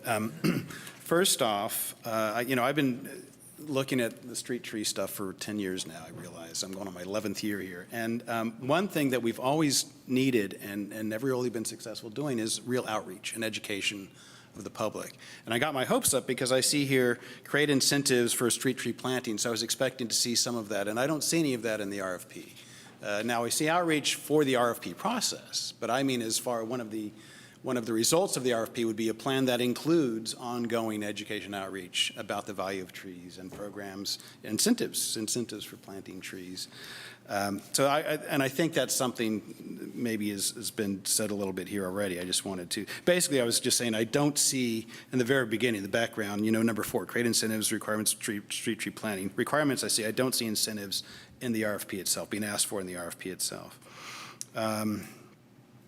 I wondered if this will include, and it's probably intentionally vague, but suggestions regarding ordinances for treatment of current street trees. We have seen people abusing their trees, sometimes to try to force our hand to allow them to remove it. And we've said, well, that's something we need here. So I'm hoping that would be part of that. And then I think kind of along the lines of what Commissioner Chang Frank was just saying, and I'm putting these in my web developer terms, I want to see good, better, best. I want to see them come up and say, what's the Rolls Royce? We've just had a debate over on Washington Street about, well, we could brace this tree, and I'm thinking, well, we can't do that for all the trees. Well, what if we could? What would that look like? What would that cost? I would like to see that as we can't do that, perhaps, but let's see at least get an idea of what that would cost. So let's see. I also wondered if the RFP, and again, this is probably where we would get a lot of mileage from the experience of the consultants, but does it make sense to include consideration of alternative sidewalk treatments and materials? This is another thing that we've talked about over the years, and it's always kind of been, well, it's not really time to do that. Well, maybe now is the time. We may not get another chance. So is that something we want to include? So those are my comments. Thanks. I love those points. I feel like I'm trying to not be too pushy with all the things I want to see, but I love those ideas. I also feel like, and this is where I'm not sure, and I understand why you want to keep this broad for the RFP, but it would be great to give them ideas of the kind of creativity we're looking for. Otherwise, they might. I'm really thinking of myself as the consultant that might respond to this, and I would think, oh, City of Albany's small. They may not have a big budget, so I'm going to make this very tight scope. And I really might actually, unless I saw the amount, up to 150 to 200,000, you do get a really good plan if you're showing the consultant that you're willing to put in that many resources. So I guess I would say, if we have that big of a budget, we should advertise that. You'll get more consultants applying, and then you'll have a really good selection of consultants. But then also, with that kind of budget, you can really ask for a lot of different things, and also things like being creative and things like finding the funding mechanisms. I think it would be great for them to talk about what Commissioner Kent said, look for opportunities to expand tree wells. That means removing concrete from areas where you have really large sidewalks. I'd love to see this idea of protecting existing mature tree canopy coverage by the things like Commissioner Abbott said, maybe creative things like, what was it called, those? You mean the braces? The braces, braces, yes, the braces that are already in some places in Berkeley. So I do worry that if we don't include some of those ideas in the RFP, then the consultant won't bring that to the table. I'm sure once you select them and you have a conversation with them, they would, but I think it doesn't hurt to talk about creative strategies right there in the RFP, because they're going to put their best foot forward to try to get the project. I would piggyback on the sidewalk related issues. I think it was at a recent Planning and Zoning Commission meeting where they mentioned that there's a couple trees, one on Keynes by El Cerrito Plaza and another one, I forget, where they're going to do little baby bulb outs around trees that have huge root balls. And so they're going to try that going into the public right of way, into the street a little ways, to try to expand that way. And that's something that hasn't come to our commission yet, but I think it should. And I'm not saying that specific thing should be in this, but that part of what they're doing should be to come up with a plan, a whole host of things that I know Public Works is already involved with to try to preserve trees, but just things that can be done with the sidewalk and the curb area and whatever else to try to preserve trees. Yeah, I just want to repeat. Section D is the part where you allude to a plan. It says increasing urban canopy coverage in areas of the city with no or low coverage. Use the street inventory to identify planting prioritization in previously underserved areas. So that turns more to the equity issue. But I'm looking for a place where it actually does require some visionary plan. Just going back to my original, and also Commissioner Jane Franks, there needs to be some line in there that does say that. It is mentioned in in your summary before you actually list the scope, but it's dropped out. You do say, this plan seeks, you actually mentioned the plan. This plan seeks to strengthen existing, let's see, no, where is it? The final plan may include a citywide tree canopy target and planting goals, a list of approved species, and updated streets tree ordinance. I guess it's kind of, that line is pretty strong, but maybe when it gets broken out, it loses its power somehow, my comment. Any other comments? I guess my question is, what's the most meaningful way? Because we've talked about a lot and mentioned, I mean, I'm just wondering what's the most meaningful way for us to sort of submit this to you? Do we do motions for this? Or is this Isabel, what kind of item is this? Is that just feedback? Oh, okay, sorry. Well, if you've, I think we're taking notes, and what we miss in the notes, we'll go back and watch the video again. So we're capturing it. I'm trying to capture everything you're saying. I'm sure Natasha's trying to do the same thing. So you know, I think if there were a disagreement among the commissioners on something, I'd say definitely you need to vote. But I'm not hearing. I'm hearing a pretty strong consensus on all these points. In which case, I feel comfortable that we'll do our best to capture everything you're saying, and add it in. And we'd still like to stay on schedule. If you are comfortable with that, you'll have a chance to give comments directly to the city council if you don't like what you see. But if we can stay on schedule, that just gets us 1 month closer to this starting.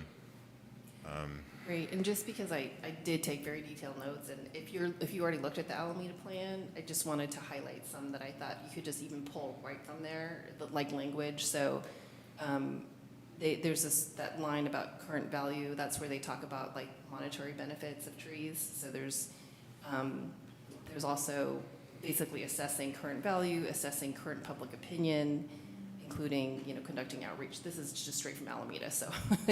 and then also, I mean, I think at the very top, I would recommend, you know, really doing a public engagement process that identifies principles and goals.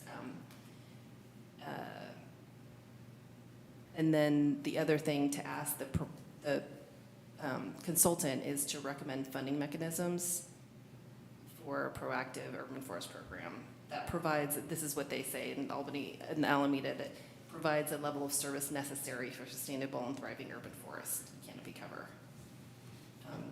And I'm sorry, one little thing. I think it's good to replace the strengthen existing policies to recommend policies that reflect the goals and principles established, or that are sort of revealed from the process. Okay, thank you. Any other comments? One last comment. Would this change once we get the final inventory from the consultant? Would reading that change what we're requesting here, do you think? Maybe we find some huge issue that can't imagine what it might be, but should we release this before we get the results? Would that be problematic? I think if we in our kind of initial survey of those results see something jumps out, I would absolutely say, wait a minute, we got to change. Okay, we're going to get initial survey then soon. But I'm just having a hard time visualizing. The reason I asked that, because the second item, determine canopy goals and targets, it might be that we all of a sudden know what that goal is by that inventory, you know. Or maybe that's an easy thing to correct. Right, an amendment. Yeah, right. Yeah, I mean, this doesn't lock you into anything other than the selection of the consultant. If once you select the consultant and you want to change, maybe today we have an idea based on your feedback and based on this, that we have an idea of what we want. Once we select somebody, we're not bound to what's in this document. That's right. Okay, that's a good point. We can refine it. So yeah. Okay. It serves a pretty limited purpose of just picking somebody. Yep. Got it. It's a good foundation, and I think hopefully we'll build from it, but you're not locked in. Okay. Then that concludes You got input, you're going to review everything we said in the video. Good luck. Glad we were Thanks for here. your work on this. Thank you. Thank you so much. Yeah, thanks. Thank you. And move on to the next, that closes item 6-3, Street Tree Management Plan. We'll move on to item 6-4, Flex Court Subcommittee Recommendations. Commissioner Frank, would you like to? Get that here. Okay, great, thank you. Let's see. So I guess I can just start while Isabel's pulling up the slide deck. So our Commissioners Kent, Commissioner Bryant, and myself are part of a subcommittee that was looking at flex courts, which are also known as multi-use courts, to sort of think about how our parks, our existing park space, can convert some of our tennis courts or other sports courts to add additional sports to just accommodate our small, limited space in Albany and create more recreation opportunities. So next slide. One more? So we are, I mean, I'm not sure if you know of this, but we had a master planning process for the Parks, Recreation, Open Space Commission, and that was just finalized, what, 2021, I think? Is it? Or 20, anyway, in the last year or so. 2022, actually. 22. And so one of the recommendations was to look at system-wide improvements for flex courts, which I like to call them multi-sport courts. And I can't read this from here, but there's some specific research that needed to be done. Like, what are the kinds of sports that would work well? What kind of reservation system? Yeah, that'd be great. Thank you. And what kind of sports are popular, where might they be located? So our subcommittee took on those questions. Next slide.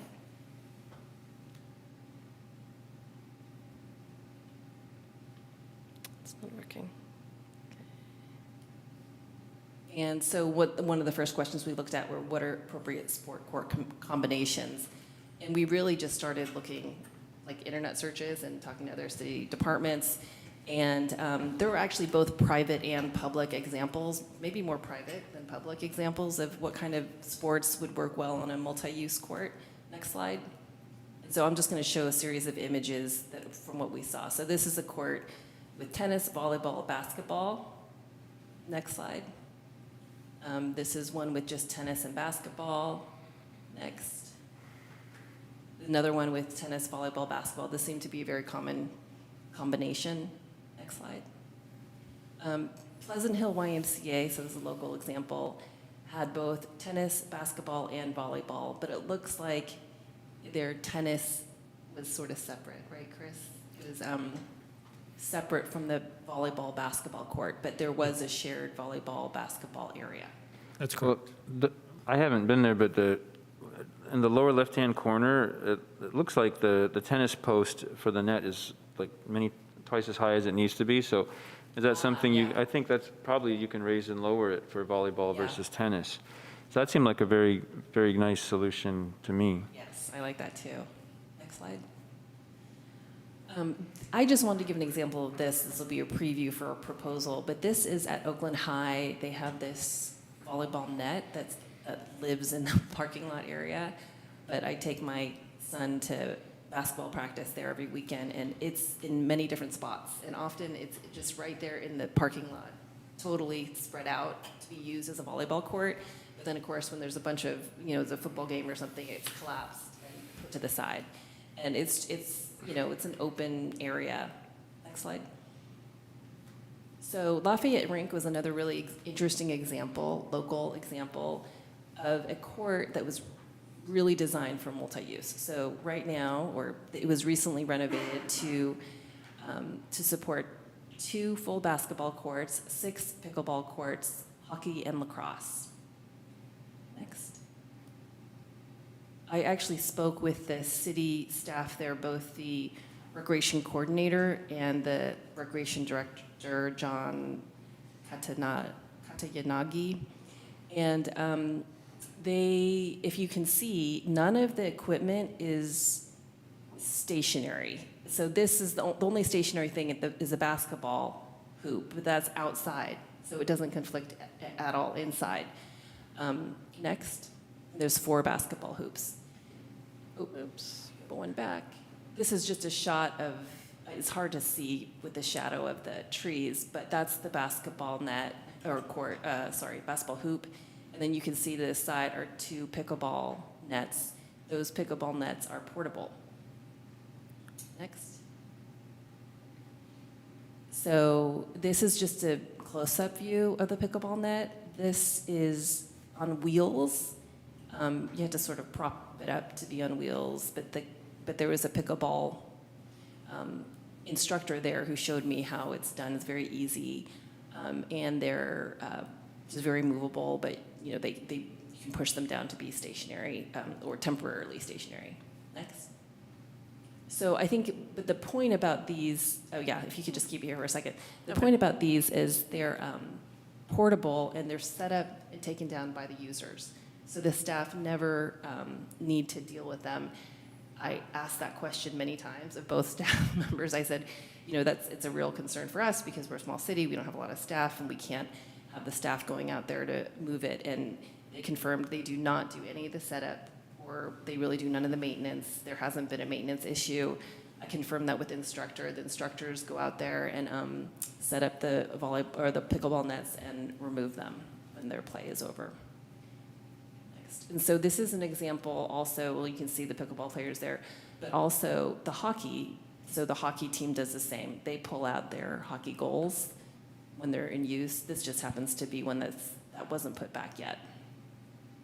Next. I just wanted to show you where, in the aerial view, you can see that's the storage area, that circle. That shows you where they locate, where they store 6 pickleball nets and the hockey goals and the lacrosse goals. And it's really just out in the open. There's no lock. They just push it out to the side and station it there and pull them in and pull them out as needed. One of the other questions is how do you manage reservations? So if you go to the next slide, they really just have an online reservation system, and at the site is a QR code, so there's no question if you wonder who has the court for which time. Next, and then also there's instructions posted at this site. This is specifically for the pickleball. I think they require the pickleball players to sign a waiver. Next, and then this is just the online reservation system you can find, you know, on the computer or the QR code to show which who's reserved the site for what play, what sport. Next, in terms of the way they deal with reservations and who gets what priority, there's not much of a conflict for them. The pickleball players are there in the morning. The lacrosse and volleyball players there in the afternoon. Because lacrosse and hockey were actually first on that court, they sort of have veteran status, and they're also club teams, so they're given preferred reservations, and all other users are there on a first come, first served basis. Next. The other question we had was what sports are popular in Albany, and so fortunately we have that master plan we can refer to. And from a community survey result, and I think that was done by web, right? That was like an online survey, not just the workshops. Here were the popular sports. Some of these, you know, playground don't really apply. But if you look at the sports that would be... Trying to make it a little bit bigger. Thank you for... So we have the pickleball, tennis, soccer, basketball, baseball, softball. But it does ask the question, what existing Albany recreation do you participate in? That we don't have volleyball makes it hard for people to say that they play volleyball because it's not really an option in Albany. But still, at the bottom there, in kind of fine print, there were people that still wrote in volleyball and some other sports. I can't see it here, but you know, I think there was swimming and some other sports listed as to what they do recreationally in Albany. Next. So with our meetings with stakeholders, we spoke with, and this was really to find out, you know, just generally what kind of sports are popular. And so we talked to the Albany Unified School District Athletic Director and the Albany High School principal. And we also met with the sand volleyball interest group. But the Albany High School principal reported that basketball, volleyball, and table tennis were really popular amongst the students. Next. And also, sorry, and besides that, I mean, you don't have to go back to that slide, but we also just looked at the reservation system. So Isabel gave us the calendar for who uses the baseball courts and the tennis courts. So we took that into consideration also. So, but here we are today with our proposal. And the proposal is for a pilot volleyball net at Memorial Park. And the way it would work is this type of volleyball net, sort of the same one like what we saw at Oakland High. It's a volleyball net on with a pole that's on like a cement base and caster wheels. And I've moved it. I moved it in Albany, or at Oakland High, and it's very heavy. It's like 100. You can't pick it up easily. It's like 150 pounds or something. And then the net, which you purchase separately. Next. And so the idea would be to, when users want to play volleyball, they would just situate the net parallel to the tennis court. Isabel and I discussed where they might situate or store the volleyball net when not in use. Next slide. And so that would, this looked like a good area. It's the northernmost tennis court, and it already has both a bench and a trash can to the side. So we'd envision storing it on either one of those sides with signage and rules. Next. But the question is, why Memorial Park? And again, next slide, we looked at the,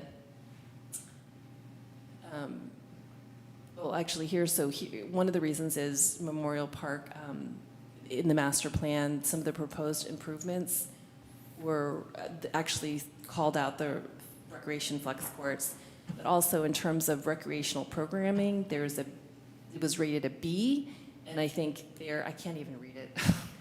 Oh, let me see.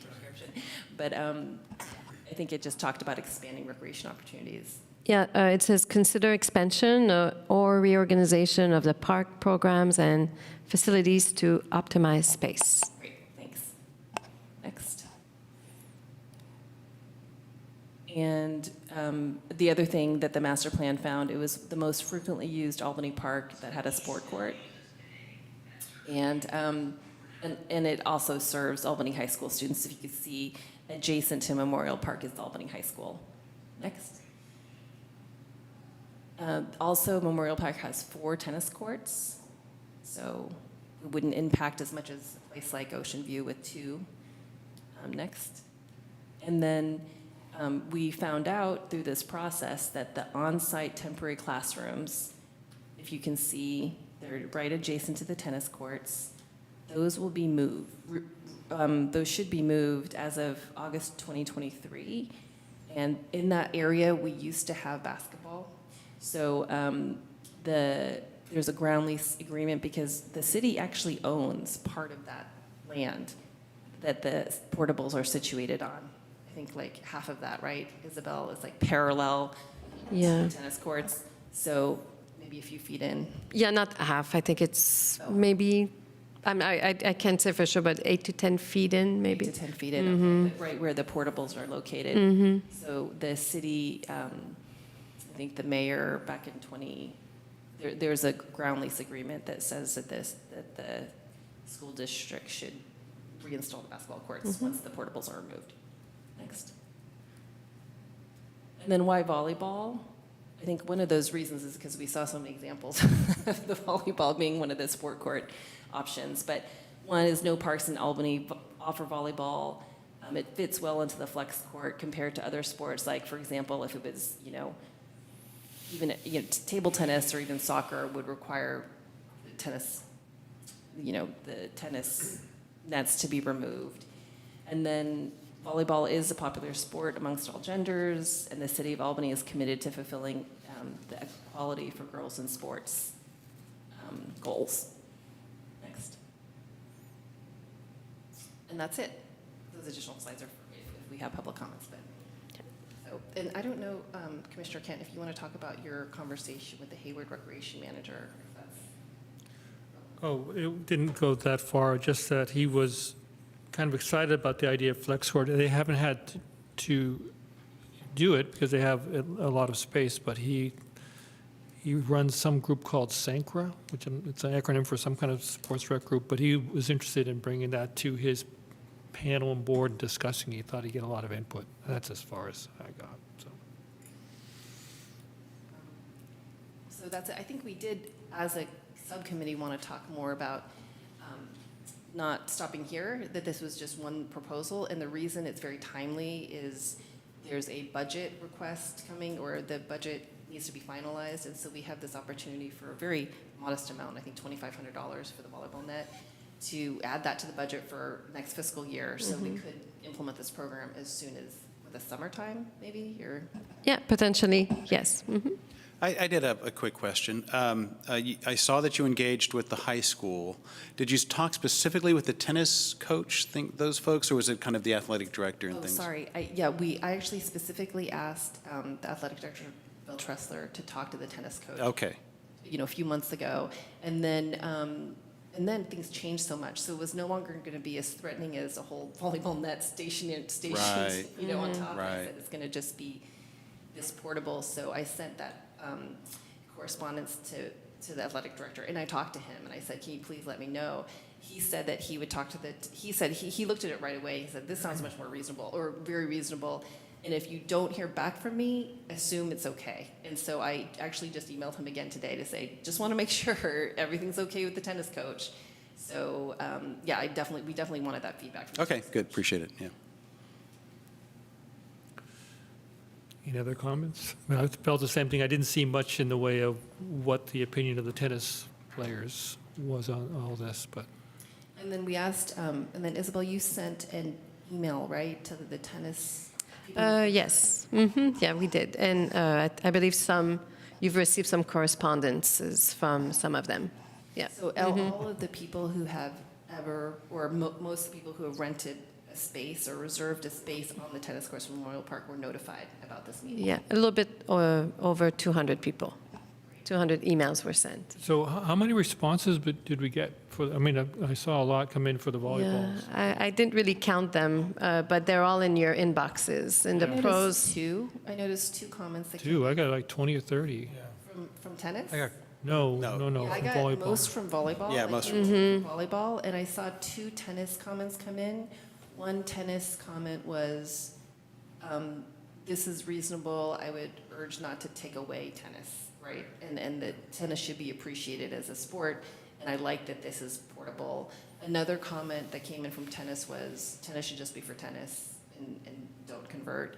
And then all of the volleyball ones were supportive. Although I do want to acknowledge that some of the volleyball people said we would love a sand volleyball court and something more dedicated to just volleyball. So Also, the first tennis message you mentioned asked for a clarification on, or a thoughtful process on reservation and how to handle the shared space, if it is a shared space, and with reservations and setting expectations for people with signage as to what to do when somebody's already there and how to handle that.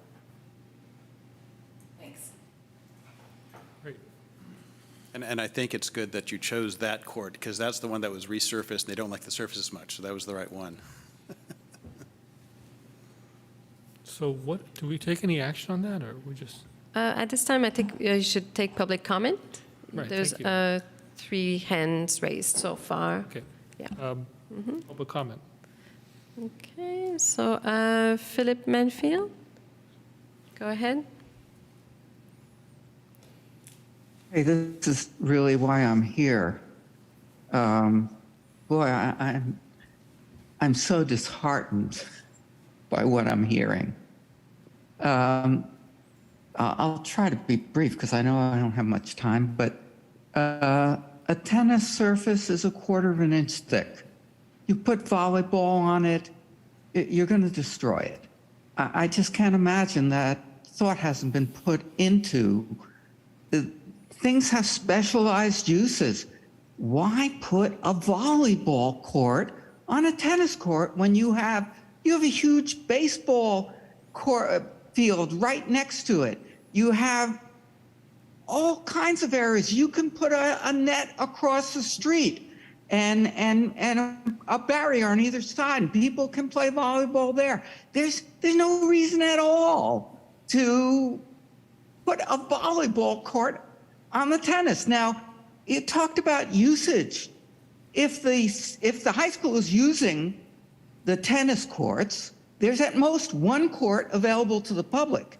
If you have a volleyball court there, then there are no courts available to the public. I mean, the public pays for those courts. It would be nice for the public to be able to use them. I just find this to be, and then the Parks Department isn't able to regulate the tennis courts as they are. So yeah, there's a rule against teaching, but at any given time, there are 2 courts being used by private teachers. As you say, this is a small city. You don't have the resources to send someone down to the courts and see when it's pretty obvious when it's a professional teacher using the court. To create this theoretical, complex system where there are all these reservations and people are going to get on and off according to the.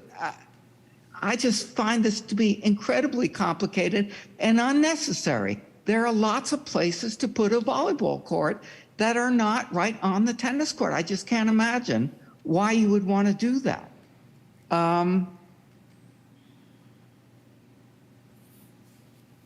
I'm surprised that you're not closing down one of the courts and creating some shuffleboard courts, because after all, the older people wanted to get into their sport of shuffleboard. This whole thing of having multi-use, because that's a great thing. Multi-use isn't really a great thing because people have to be moving equipment back and forth and in and out. And it's a very complicated thing, really. And why not just expand our recreational facilities? Why should we take away the facilities we have? I see my Thank you, time's Phil. out. Yeah, thank you for those comments. Okay, go ahead, Jeremiah. Thank you. Yes, Jeremiah here. The example I like best was the tennis court with the pole where you just slide up the net to make a volleyball. I think another commissioner said something like, "Oh, I think that's a good idea too." It was like you just make the poles higher or taller, and then the same net for tennis can just be raised vertically, kind of like a flagpole, for example, right? You would just raise it up to volleyball size and then lower it back to tennis.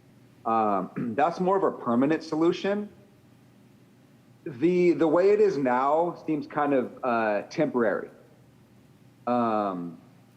And I know, Anne Frank, you've done a lot of work on this, and I'm so pleased with your commitment to making this happen.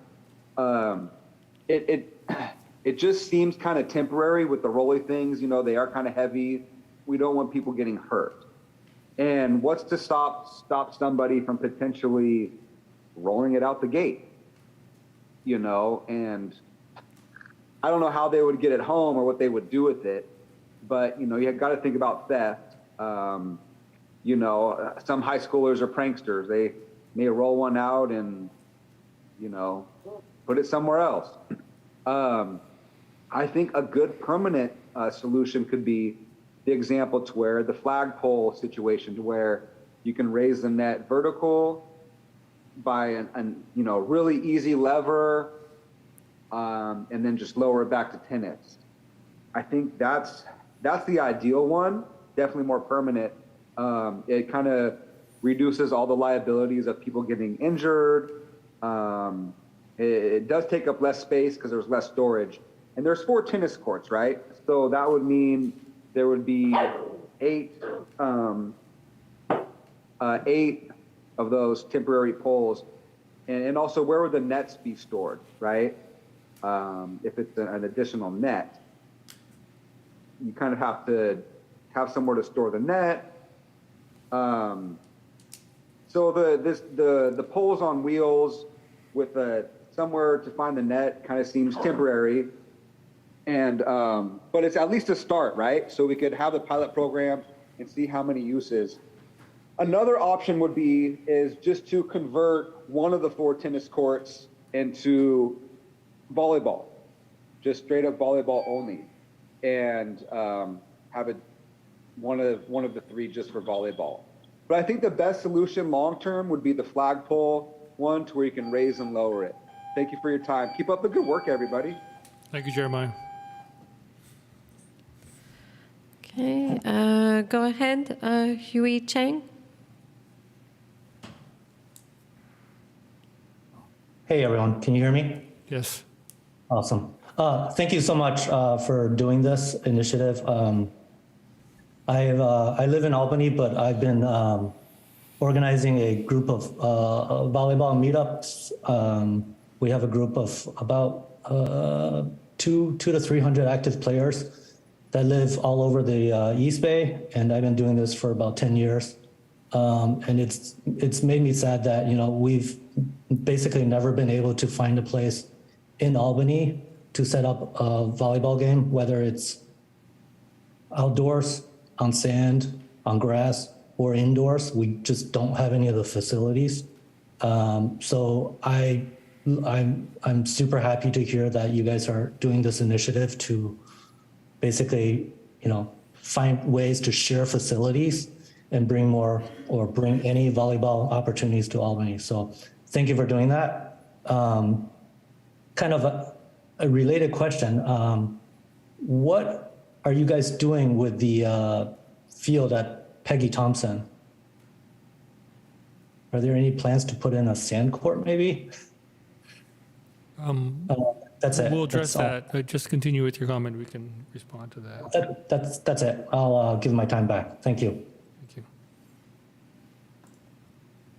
I can just respond to, I mean, Isabel, you can take that too, but one of the reasons when Isabel and I met about this before this meeting was the reality that it would take some time for any substantial big capital improvement project to happen.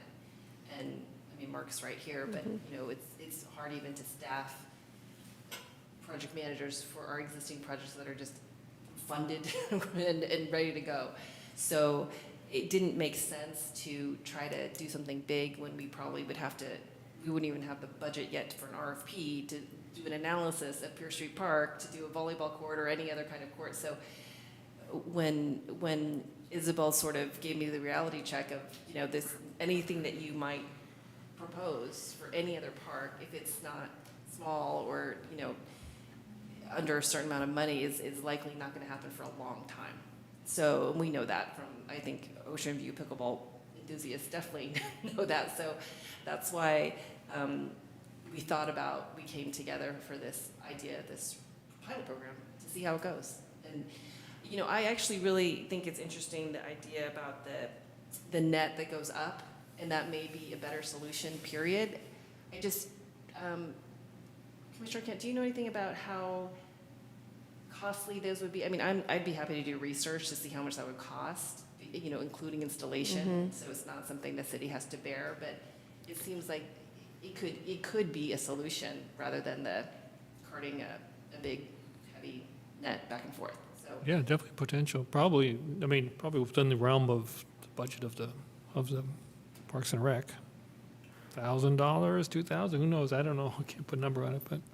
And if we wanted to go that way, are we agendized to, like a Brown Act wise, would a stationary setup with a net that can be raised up and down, is that something we could vote on tonight, or we could really only vote yay or nay on the portable one? Do you know? Well, yes, I think because this is the pilot program that's being proposed, that's what you're voting on tonight, but it doesn't preclude you from doing further research on a more permanent solution for volleyball and come back at the next meeting. You could also hold this vote. You could hold it for another month probably, if you wanted to. We can incorporate, whatever you propose into the budget process next month as well. So it wouldn't be too late? No, I don't think so. Okay. No, we still have a little bit of time. I'll change my estimate to 5,000. Well, and then I would assume that with, changing poles, there would be more involved, probably some resurfacing of the, yes. Mark, do you want to take that one? Yes. And we do have one more public comment as well. Please. Oh, hold on. Sure, Mark Hurley, Public Works Director. As we were having this conversation, I got on the website of we have a vendor that's really good with tennis courts, and so I was looking on it. He doesn't seem to have anything that has that feature of moving it up and down, but that's not to say I can't call him, and he's just a tremendous resource, and he's helped us out on many different things. Yeah. No, There are vendors, but I guess our vendor doesn't. Well, this is a person who works with tennis courts throughout the Bay Area, lots of clubs and so forth. And so I would look to him and say, hey, how's this done? How's this done successfully elsewhere? And get his input, and maybe we can come back with where he's seen that and done successfully. Great, thank you. Thank you. Sure. Go to the last. Last public comment? Yes. Go ahead, Izzy Brown. Evening, thank you. Thank you to the commissioners who are taking this project on. I've approached this committee in the end of summer of 2022, so I enjoy that this is moving forward. Thanks very much. Thank you. End of comment? No, that's it. There's Jeremiah, but he already spoke, so. Okay. So bring it back to the commission. Anyone will respond to some of the public comment or to the presentation? Can I ask a question? Yeah. So I think, that, these things walking away is a concern. How are they bolted down, locked, whatever? They're not. They're just sort of free floating out there. I mean, I think that would be a concern. And I think that's, the post thing does sort of alleviate most of that, right? I mean, except for the net. I mean, I think that could still walk away if somebody wanted to. Sorry, the posting? When you If If it's stationary. the stationary. The flagpole idea. Right, the flagpole idea, the adjustable post. Yeah. I mean, I think Yeah. the flagpole, if it's easy to use, is just better all around. Yeah. And you're not, they're heavy to move. They're Right. heavy to move. I think, it is a little bit more permanent. But you could always change it back if it doesn't work, right? You could always change the net back to a tennis net if there's some huge outcry about it not working well. I would say, so I personally, I don't know how my subcommittee members feel, but I think it would be a better solution. I just, I do think one thing I really did investigate though, was this idea of them walking away and didn't seem to walk open high. And then the Lafayette also said, I said, are you ever worried about these portable pickleball nets walking away? And they're like, what kind of truck would you have to walk away, Yeah. right? So that's the only thing is the nets are really high. Like I don't even know if you couldn't even fit them in a car. I mean, you could potentially walk away with them, but not so far Right. because they're pretty heavy. Right, I do think the net could get damaged right. because they're just sitting out there, but it would be an outdoor net. And, tennis nets are outdoors all the time too. Right. So, yeah. And just another question. So I don't know a lot about tennis and regulations and all that. Does the post have to be adjustable? Can it just be a stationary post that you take the net on and off? And then, if you're playing tennis, you just have two tall posts. And then if you're not, I think it's the way it is. okay, so they're not, the posts don't actually move up and down. Those are stationary. You're just putting the net on, taking it off, right? Okay. It's a tennis net, you just raise it up. That's what I'm saying is, Yeah, right. can you have it so you don't raise it up? Maybe it's less expensive if it's just a fixed tall pole and then you're just taking the net on and off. Oh, I think the pole stays that high. Okay. You just move the net up or down. Like a Oh, I flag, see. like a Yeah, flag. I see, okay, okay. Like raising a flag, like Yeah, yeah. Jeremiah. So, Okay. yeah, as we talk about this, there's no way to do this without compromising the tennis court, right? There's going to be compromise, and I think we need to think about minimizing that compromise. And tennis nets and volleyball nets are very different nets. A tennis net is rock solid. I mean, it's even anchored at the middle, right, and it's very firm. Volleyball nets aren't like that. They're loose. You can hit them, right? So I'm skeptical that using the same net, I don't think that you can make a volleyball net as tight as you need a tennis net and have it function properly. Clearly they do, but we don't know what standard they're using to make that work. That'd be something to look into. It'd be like- something to look into. And I'm also concerned, the comment about the surface. Mark, do you have any idea of a tennis court surface and how it might be impacted by heavy wheels and knees and falls and the like versus tennis shoes?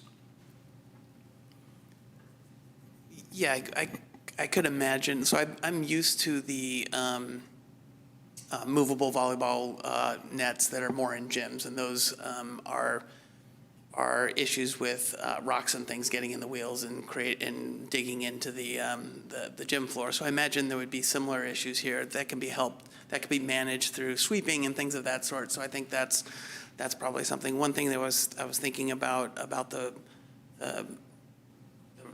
adjustable nets. I know tennis is very particular, and we get lots of comments when the height, and I'm just not sure how that works. They have the center strap that keeps it at a certain level, and I'm just not sure how that performs over the long term. So that's something we would need to look into. So I'm just thinking about we need to try to minimize that impact as much as we can. So I like the idea of the mobile nets, provided that the wheels aren't going to just screw up the surface. That's one thing we can look into, and I imagine if they're available for tennis courts, that's something that's been thought through, and it's a wheel that doesn't pick up, debris. Yeah. That then would grind and. Out of the 4 courts, I think that tennis court that we allocated probably has the worst surface. It's got the, but it is. Okay, sure, yeah. And at the same time, yeah, no, that's fine. I mean, that's really the point I wanted to make, is that we need to realize it. We need to just straightforward acknowledge we're compromising the tennis court, and we need to minimize that as we can. Yeah, But I support the idea. I think another thing we would need to look at is the spacing of the net, because I was looking at the figure, it has a base, and that you'd have the pole, you'd have the base, and it'd be further away. So we just need to get the dimensions and lay it out and see how it fits and whatnot. Yeah, and I know that you can order a net, design the net, so we could make sure Right, that the net's big enough, right, wide enough, even wider than a standard volleyball net. Yeah, that's all like kind of the inside details. baseball weeds that are flying through my head. Okay, is that gonna fit? And No, I agree, because it should be outside, so that it Yeah. doesn't compromise the tennis net. I was just envisioning, we put the pole up there and then the strings in, Yeah. little short. Are you talking about, not the mobile one, The mobile one, yeah, the mobile one. the portable yeah. one on wheels, we have to make sure the net's, Yeah. yes, I agree. Yeah, I'm wondering though about this tennis net question for the ones, it would Yeah. be great for you to do that call. well, that's why I want to engage this person who's not only with tennis, he helps us out with the batting cages, he helps us out with, he has basketball hoops, that's his business. So I would lean on his experience in terms of what has been done successfully elsewhere. Yeah, okay, great. There was a question asked, why would we do that? And I think we did present why we did that, because we're trying to add more use for more people at the parks, and this was an easy, low-hanging fruit target. It does take some space away from tennis players, of course, but adds a whole bunch more play for others. And with the other option, building a whole new court is kind of a big deal, and we're not ready to go there at this point, although maybe in the future. Also, in some of the public comment, people made clear that their children are active in volleyball, but they only have access to volleyball courts like inside the school gyms and in the city of Albany, and so they pretty much have to, they depend on access to the school's PE system, and so this would be the first, well, not the first, but this would be the only, right now, a volleyball system publicly available to anyone outside of the schools.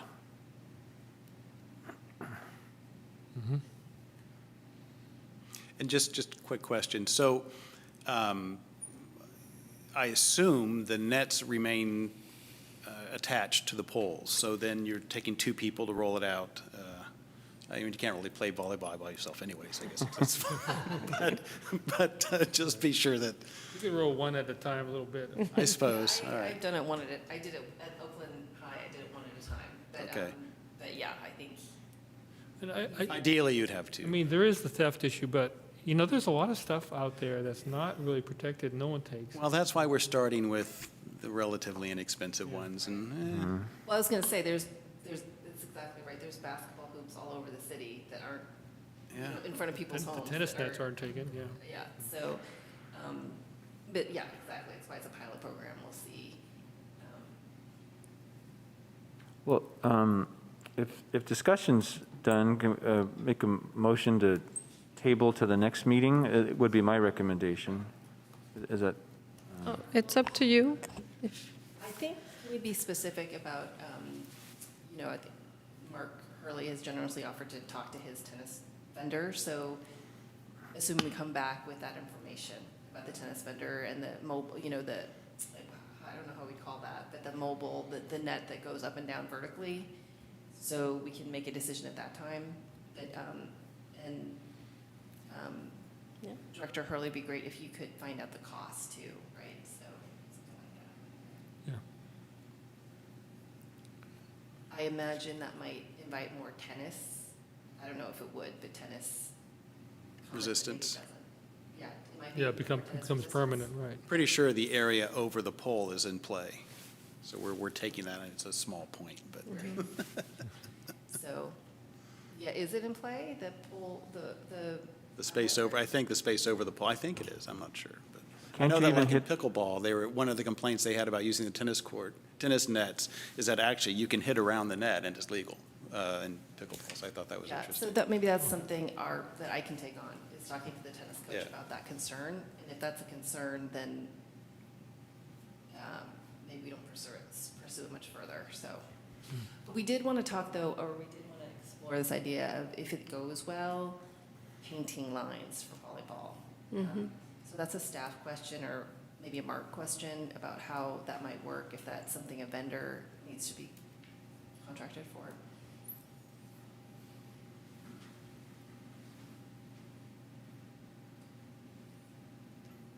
I think I would also defer to my tennis court vendor to see how we would do that.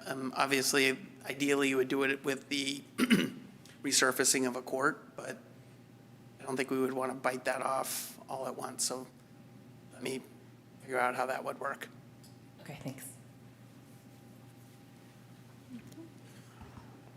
Any more comments? Okay, so we're going to hold off till, discuss this again next month with more information about Mark. That's a lot of work, folks. Thanks, appreciate it. Yeah. It's good. Julie Julie in really read the particular, yeah. charge on that one. Yep, thank you, Julia. So moving on to last item, almost last item, 6-5, sugar sweetened beverage tax. We're going to discuss recommendations to the council for, Yes, so every year, the commission is asked to make a recommendation to the city council on the use of sugar sweetened beverage tax funds. This year's study session is scheduled for, tentatively scheduled for the second meeting in April. So it gives you 2 meetings to discuss. So this meeting, it's just meant to be an introduction, an overview of what the commission recommended last year, what is the current expenditure plan, and just giving you some information so that potentially at the next meeting you can finalize a recommendation. for the use of SSB funds for next fiscal year.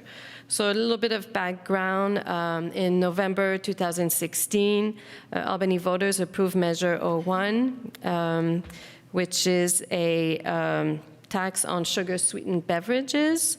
Per the ordinance, the council shall hold a study session annually in conjunction with the city's budget process to receive input and recommendations regarding the expenditure of proceeds from the tax and solicit recommendations from a number of organizations, including this commission, the Social and Economic Justice Commission, and the Transportation Commission, as well as representatives from the Albany Unified School District and individuals with specialized expertise in areas such as public health issues and programs relating to diabetes, obesity, and sugary drink consumption. Let me share my screen. I can show you what was approved last year, for this year, actually, by the council. No, it didn't work.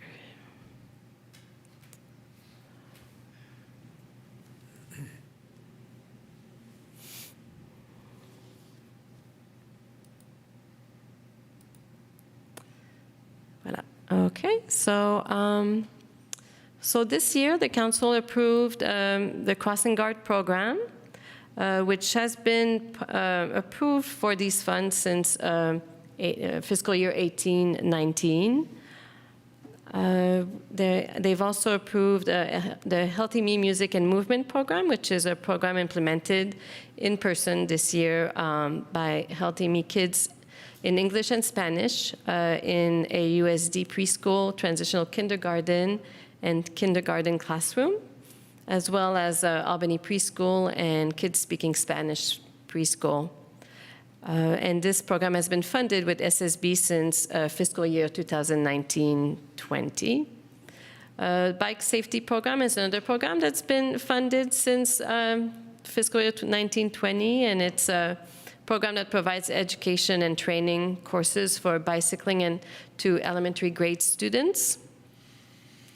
Albany Swims is a pilot program that teaches young children to swim, targeting grades in first, second, and third grader, and this is a AUSD program. It was funded in the last fiscal year, but it wasn't implemented due to staff shortages. But council authorized funding for this fiscal year, and my understanding is that the program is underway. Move and Groove event was funded last year, and it's a 5K course around Albany High School and Memorial Park. And participants run, walk, roller skate, roller jog while being entertained by live bands stationed around the course, and it's a one-day event in April. Council also approved bicycle path improvement adjacent to the Saha housing development. And they also approved the installation of 4 bike lockers, bike link lockers at Albany waterfront. Dollar amount is missing here, but the total is $346,308. So for this fiscal year, it is recommended that the estimated amount that will be received next fiscal year is around $260,000 again. This fiscal year, it looks like we are on track to receive that amount as well. So seems like the revenue source is pretty steady. So as far as what the commission recommended last year, for this year, so this was the commission's recommendation. Additional outdoor recreational equipment on the Albany Greenway, including equipment that allows for social and physical skills to develop in constructive ways. Installation of water bottle filling stations on the Albany Greenway. at specific locations, the bike link lockers at Waterfront, and then healthy garden talks by the Berkeley Garden Club, and installation of water bottle filling station at Waterfront Park. So that concludes the information that I have. So you're just informing us, or do you want comment on? Right, I'm informing you. I mean, you can, if you have any questions or would like to discuss what potential recommendation or potential interest from this commission on what you would like to recommend to the council for funding for next fiscal year. It can be a preliminary discussion that can be finalized at the next meeting. And I'll take good notes, and I can come back based on what your potential recommendations are. I can come back with a draft recommendation for you to review at the next meeting. So I have a question, I'm sorry. I got a little confused with the numbers, the fiscal year versus the virtual. So the numbers you just read off was 22, 23, which we're finishing up. Yes. Still finishing up. Okay, so I heard the number 260,000 is what we had last year. But the expenditure here is 350,000. Yes, there's always reserves. So the funding is not always completely spent. So we do have so it rolls a over. reserve, but we recommend that we plan for the money that we know we will be receiving. Very good, that Yes. makes sense. I Yeah. just want to confirm. Okay, thanks. I had a question on that list of funded projects. Is there any meaning to the lack of a dollar figure for the bike link lockers, or is that just an omission, a typo? Yeah, it's an omission. I think the dollar amount, when I looked at it, let me see here.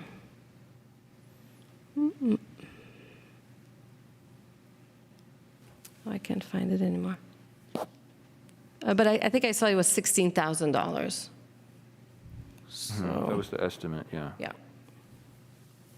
That hasn't gone in yet, has it? You have an update on that, huh? Okay. And the bicycle path improvement, I mean, they're just now breaking ground on Saha, so I don't know what the timeline is for that. Do you know the timeline? So the bike locker was ordered in November 1st. That's when we put in the PO. We're hoping to have it delivered and installed in March. That's our current timeline right now. I think the cost was slightly more because like everything, it seems like there's a software charge or something. We have trash cans with software, we have bike lockers with software. So there's we added 5 years of a maintenance service for the software.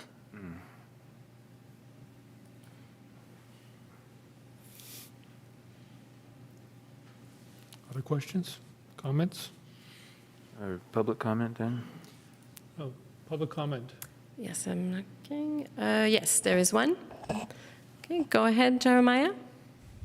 Hi, thank you. Yeah, so the budget, allowed, of course, it's got to be divided by, other commissions and committees. Solano Avenue Association just asked for I think they're going to be getting $45,000 this year for Solano Stroll. I think some might be coming from the emergency fund, but yeah, so it's good to know the budget. I do like the water station down at the waterfront area. The questions I have is, does the water filling station use electricity? And is there electricity down there? So I know the bathrooms, there's no electricity in the bathrooms, right? The toilets don't even flush. There's no, running water to even flush the toilets down there.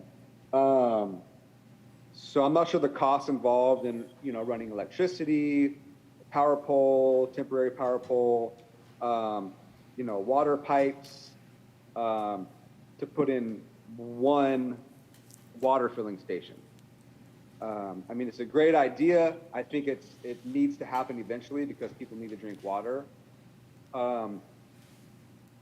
Also, if you're going to do a water filling station at the waterfront, just here to remind you, it'd be nice to have a water filling station at the top of Albany Hill. I talked to the fire department. Their water pipe runs all the way to into the cemented circle area, away from the street. There's water up there. But yeah, the water filling stations do take electricity, right? So maybe a good solution would just be a water fountain. You just push a button and water comes out, like a drinking fountain, right? Some of those require electricity to make them really cold, because they're refrigerated. But I mean, if we could just get water access, would be a milestone, whether it be the waterfront or the Albany Hill area. So, I mean, water's important. Water's life. And if you hike up all the way Albany Hill, or you're down at the waterfront, or there's just a bunch of salt water around, and the nearest grocery store is a mile away, it's good to have water. Once we get water at the waterfront, we could even have an outdoor area for dogs to wash their paws after running in the sand. It could be like an outdoor shower, water filling station, kind of thing. So yeah, keep up the good work. Thank you, Jeremiah.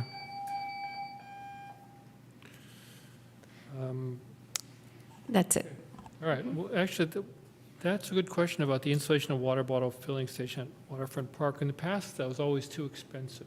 Do we have a number on that? Or we just a kind of a dream? No water service down there. Isn't that already budgeted? Instead of going up. Isn't that already budgeted for this year? It's already Sure. No. for the waterfront bottle filling station? No, that was what we. It's on here, but proposed. there's no, That's what we proposed, but they didn't. Okay, okay, yeah. Those were just our recommendations last year. okay.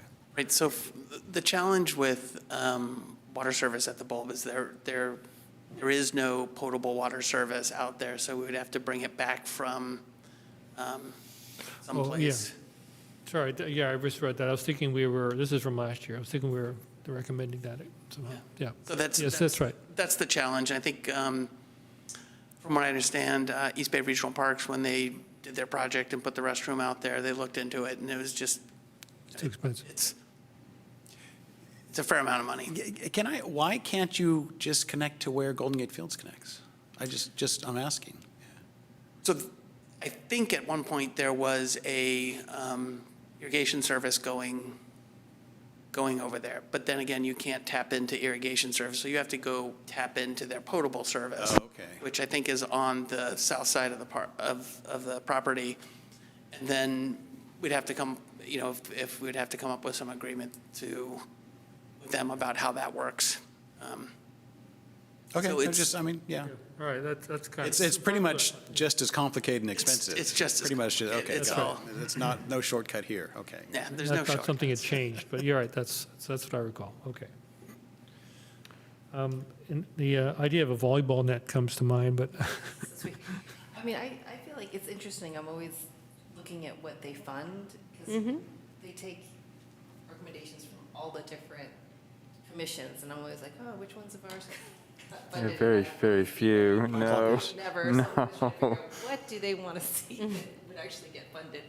But, it's interesting, they did fund, a couple of recreation programs, right? Albany Swim, the really meaningful Albany Swims, the bike safety, but then also these bicycle path improvements, which are, $61,000 doesn't seem like much. So it must have just been helping fund that, right? Yeah, I don't have the details. I don't know, Mark. There may have been probably a small does. section, It's, yeah. So I think this is a contribution to the Saha project. They are, as part of their work, they're putting in a piece of grading for the bike path, and this would be a contribution to that. I see, okay. I mean, because I've been studying this master plan because of this subcommittee, one of the areas that the master plan suggested we improve recreation at is like Key Route, I think. I don't know if they're talking about Key Route or Ohlone Greenway. And I was just thinking about the Albany High students and how they love ping pong. I don't know if there's any kind of structure that we could build there. I just think that the Ohlone Greenway equipment is so popular and that's such a public benefit and it's all year round. If we could propose something like that, I'd love. Just seems like it might fit in with the themes of what they've funded in the past. Although we've asked for that. So last time we did ask for additional outdoor recreational equipment on the Greenway, but are you recommending that we specifically say ping pong tables? Or maybe we should be more specific. I remember, she's off the city council now, but Peggy McQuaid specifically asked for a ping pong table at Ocean View Park. And yes, but yeah, you said the school's, the principal or something said ping pong was popular, and so I don't know if we could put a ping pong table in the middle of the Greenway. Is that what you're saying? Kids hang out there for lunch and eat, and I mean, actually, it'd be Key Route. oh, there's the Greenway. Yeah, Key Route is where they hang out. Yeah. Right across the way, Key Route. So that would be a recommendation that I'd be interested in seeing if that could work. That sounds like a big lift. It Yeah. had to be like a concrete ping pong. Well, yeah, but, and so now you're talking about excavation and foundation Yeah, it is. and It's yeah. not simple. It's not simple. I also suggested that the school district do that themselves. No, they don't do that. They don't do that. Um, Well, we could get these little tiny nets for the tennis, okay. So I had a few recommendations for what I'd like to see to throw out there for our first meeting, and some of them are what we listed before, and that doesn't mean, just because they didn't fund them last year, it doesn't mean they won't fund them this year, which would be, because it's interesting, they funded 0 bottle filling stations in this round, in the last round, and so I would just repeat what we had, which is water bottle filling stations along the Albany Greenway, and it specifically mentions where. So I would still keep that up there, that item from last year of ours. And then also installation of water bottle filling station at Waterfront Park. We've just heard that it's probably crazy expensive, but I think we should, that doesn't mean we can't put it out there. I think we should keep it on the the forefront of people's minds and have people decide why we can or why we can't do it. Explain to the people each year what would it take to actually do that. And then another thing is when part of what the sugar sweetened tax beverage tax is about is to get people to and kids in particular, but people in general, to drink fewer sugar sweetened beverages. And so bottle filling stations are pretty directly related to that. And also related to that is I remember when my family went to Paris several years ago now, but my daughters, who were at the time were like a tween and a teen or something, they were really excited about this one. Of course, Paris is semi-famous for all their public water filling stations that go back I don't know how many years. But they had some more modern ones too, like there's some along the Seine that produced fizzy water, and so they got really excited about fizzy water, and they were just like filling it up all the time, just drinking, and I don't know, it just like blew their minds. And so, so that would be my recommendation, would be for the city to look into either an existing one to convert to a fizzy and still water, if there's a way to do both. But some sort of fizzy water installment. That's it for me. I mean, I will say that the first year that we did the sugar sweetened beverage tax, one of the things they did adopt was a lot of water filling stations, and we installed the first few years. There can always be more. There can always be more. Yeah. Yeah. You see them around the Greenway and Community Center. Yeah. And at all the parks. And all the parks. All the parks. Yeah. I would suggest. I agree. Why not put up again? It's actually a new city council. It's 3 new city council members that could make up the majority that would change their mind. But I'm thinking in terms of these 5 bullets that we recommended last year. I mean, obviously we take out the bike locker since that was fulfilled, right? But then I would also nix the talks because of that. Anyway, my preference would be to not do the Berkeley Garden Club talks. And then I would take out the installation of the water bottle filling station at Waterfront Park if we don't think that's feasible. saying there might be a better way to present that. This may not be the venue in order to keep it front of mind, is all I'm saying. Oh, okay. I would strongly disagree with that because this, like you said, Commissioner Abbott, the first several years were all about water filling stations, and so that's why I think this is a perfect venue for it. And if they want to shoot it down, they can shoot it down, you know. But I think there's no harm in setting it out there and just keeping it going. But I do agree with Commissioner Chang, Frank, that if we eliminated basically present everything we have before, except get rid of the garden talks, which those are people that specifically approaced us, right? That was, I think, that was a where that came specific from. request. Yeah, yeah. And then if people have more specifics about outdoor recreational equipment, I don't know, Isabel, do you have an update on outdoor recreational equipment that's already on the Greenway? Like, how's it been to maintain that? Are things just, are there just? You know, there's a chair right there. I told him that. I said, he can come here. I think that equipment there at the Greenway does get a tremendous amount of use. We have had a problem with one of the machines. I think it lifts this way. The piston always breaks. It's just, our recommendation is to remove that and put something else there that's a little more durable, because I think we've gone through at least 4 pistons through it, and it's not holding up. But the other things I think get fair amount of use, and at least the level of issues haven't gotten to my level. So would this be a decent funding source to replace that one piece of equipment? Like, is that something? With something else? Yeah. I think that would be up to you guys, but yes. No, I mean, that's, okay. So Or could we get those funds is it modest enough that you could get those funds through an existing budget, so we wouldn't have to ask for this? I think part of the decision is like, what do we want to put there? You know, are we going to leave? You look at, there's a whole host of things you can put there, and maybe there's some that fit within a current budget and some maybe a little further out. So, and I don't know off the top of my head what those costs are. So maybe that is some discussion about what would fit there as a replacement. So we have a month, right? We can finalize next month? Yes, you can finalize next month. Mm-hmm. Yeah. Okay, yeah, we need to think about this. I just want to throw out, since we're doing some moonshots here, no, you can sit down. I actually really like to see you get some, I mean, it's all about exercise. I like the idea of a sand volleyball court at Yeah, I was Ocean View thinking about Park. the same thing. The back corner where we've had poles. It was intended to be used for volleyball, but nobody used it for volleyball. Where are you talking about? It's behind the picnic area at Ocean View Park. There's a big grassy area, it's where we were going to possibly put bocce. and that's not happening, I don't think. Can you pull up that slide deck again, Isabel? I'm sorry. There was Your slide deck? Yeah, just because we're on this. And why it's a funding opportunity. I know it's expensive, I'm just saying.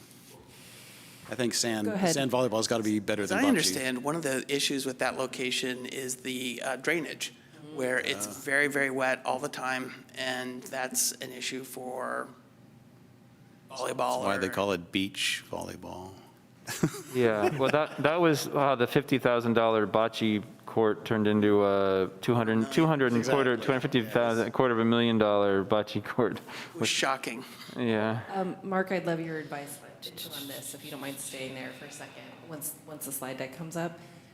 Because part of our additional slides. So next slide is this.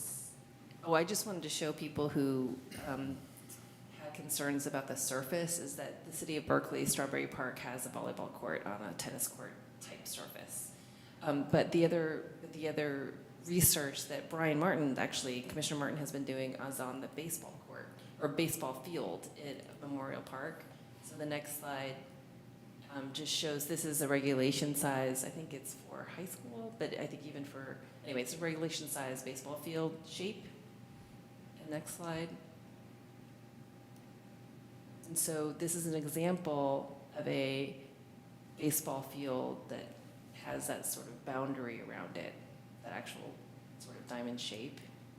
Next slide. And so if you just look at Memorial Park, I mean, this is, just as me using PowerPoint to define. So this is by no means to scale or accurate. But Commissioner Martin was doing some calculations. But the idea would be there is some space potentially that doesn't need to be used for baseball. And when I actually talked to athletic director about it, it was interesting, his response. He said, they might love that because it's hard to get a home run.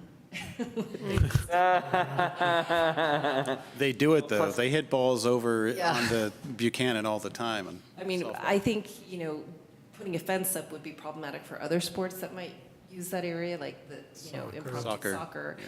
But even if we lined it in a way, that might be helpful for the baseball, if there was the ability to be lined. But I'm just thinking in terms of sand volleyball court, there's that corner right there.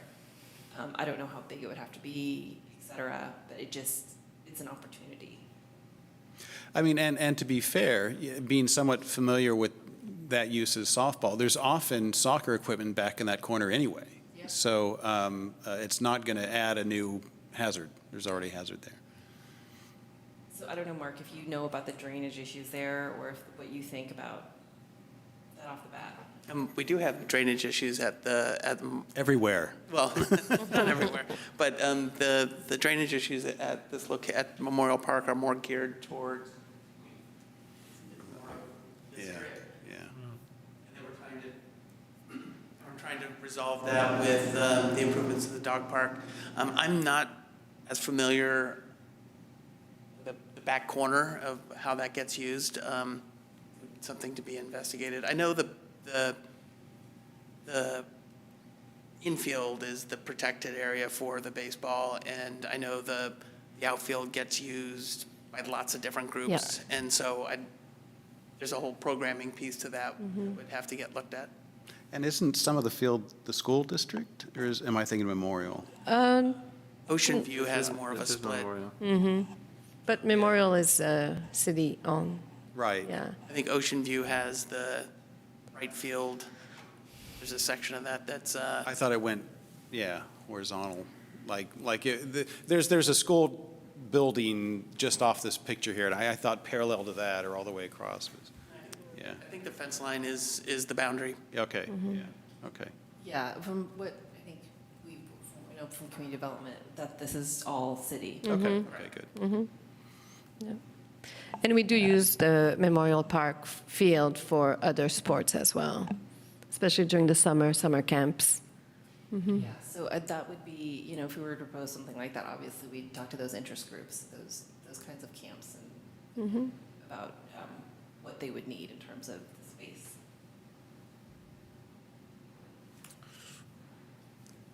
Yeah, something to think about, right, for the list. Okay, thank Any you. other recommendations for that one?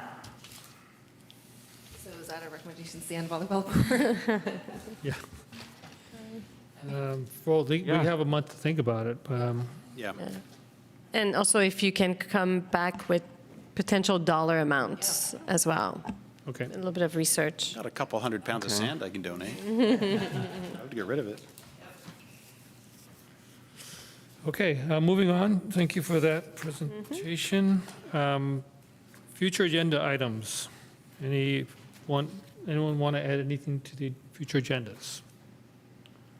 I was curious to find out about I mentioned I think it was a Planning and Zoning Commission meeting where Public Works staff presented on this building, extending the tree well out into the street. And they had to notice the neighbors, of course, because it's taking up a parking space. And potentially inserting a hazard in the street or it's a bulb out that people could hit. So during the meeting, people talked about making it more reflective and all these kind of things. So, but that's something that I'd like to see brought before us. Or just, we hear about sidewalk treatments pretty regularly when it comes to tree removals. And so I'd like to hear from staff, I guess, what's a good agenda item for something like that? Yeah, do you want to? It sounds like, no, go ahead. It sounds like it's a presentation that's already been made and could potentially. So as one of the issues that we've looked at the sidewalk program, this is really more of an extension of it, where we're looking at trying to get some space on the street side, and it was this kind of a mashup of different agencies' approach to it. It's a pass-through bulb out. We can bring some I'll talk to James, our program manager, and we can do a presentation here. This is going to be a pilot. We are actually going to go to council for approval of this sidewalk program, the Phase 7, which includes this, but we can still come in and talk about what this looks like and what our thoughts are, and the design's still in flux a little bit on this because somewhat of a new element, and there were some really good comments, and I think it was at the Transportation Commission. Oh, maybe it was Transportation Commission. Oh, that's what it was. It wasn't. That's where we vet. It wasn't planning and that's where we zoning. It vet was the sidewalk program, and so Oh, okay. that's the context. That's where I saw it. I completely agree. It's good information to bring to you guys as well. And this was 2 locations that seemed to fit, and we'll see how it works. It seems like it could run into the tree alpha plan. Grand plan. Okay. Yeah, so it's again, I think it's sort of somewhere in between a green infrastructure and a bulb out, not really solidly in one camp or the other, but we think it's going to give a little bit more space for trees.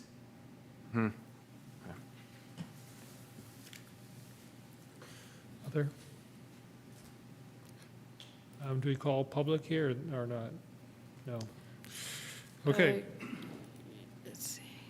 We do have one hand raised for public comment for 1 minute. Sure, for a public future agenda. item. Future agenda item, yes.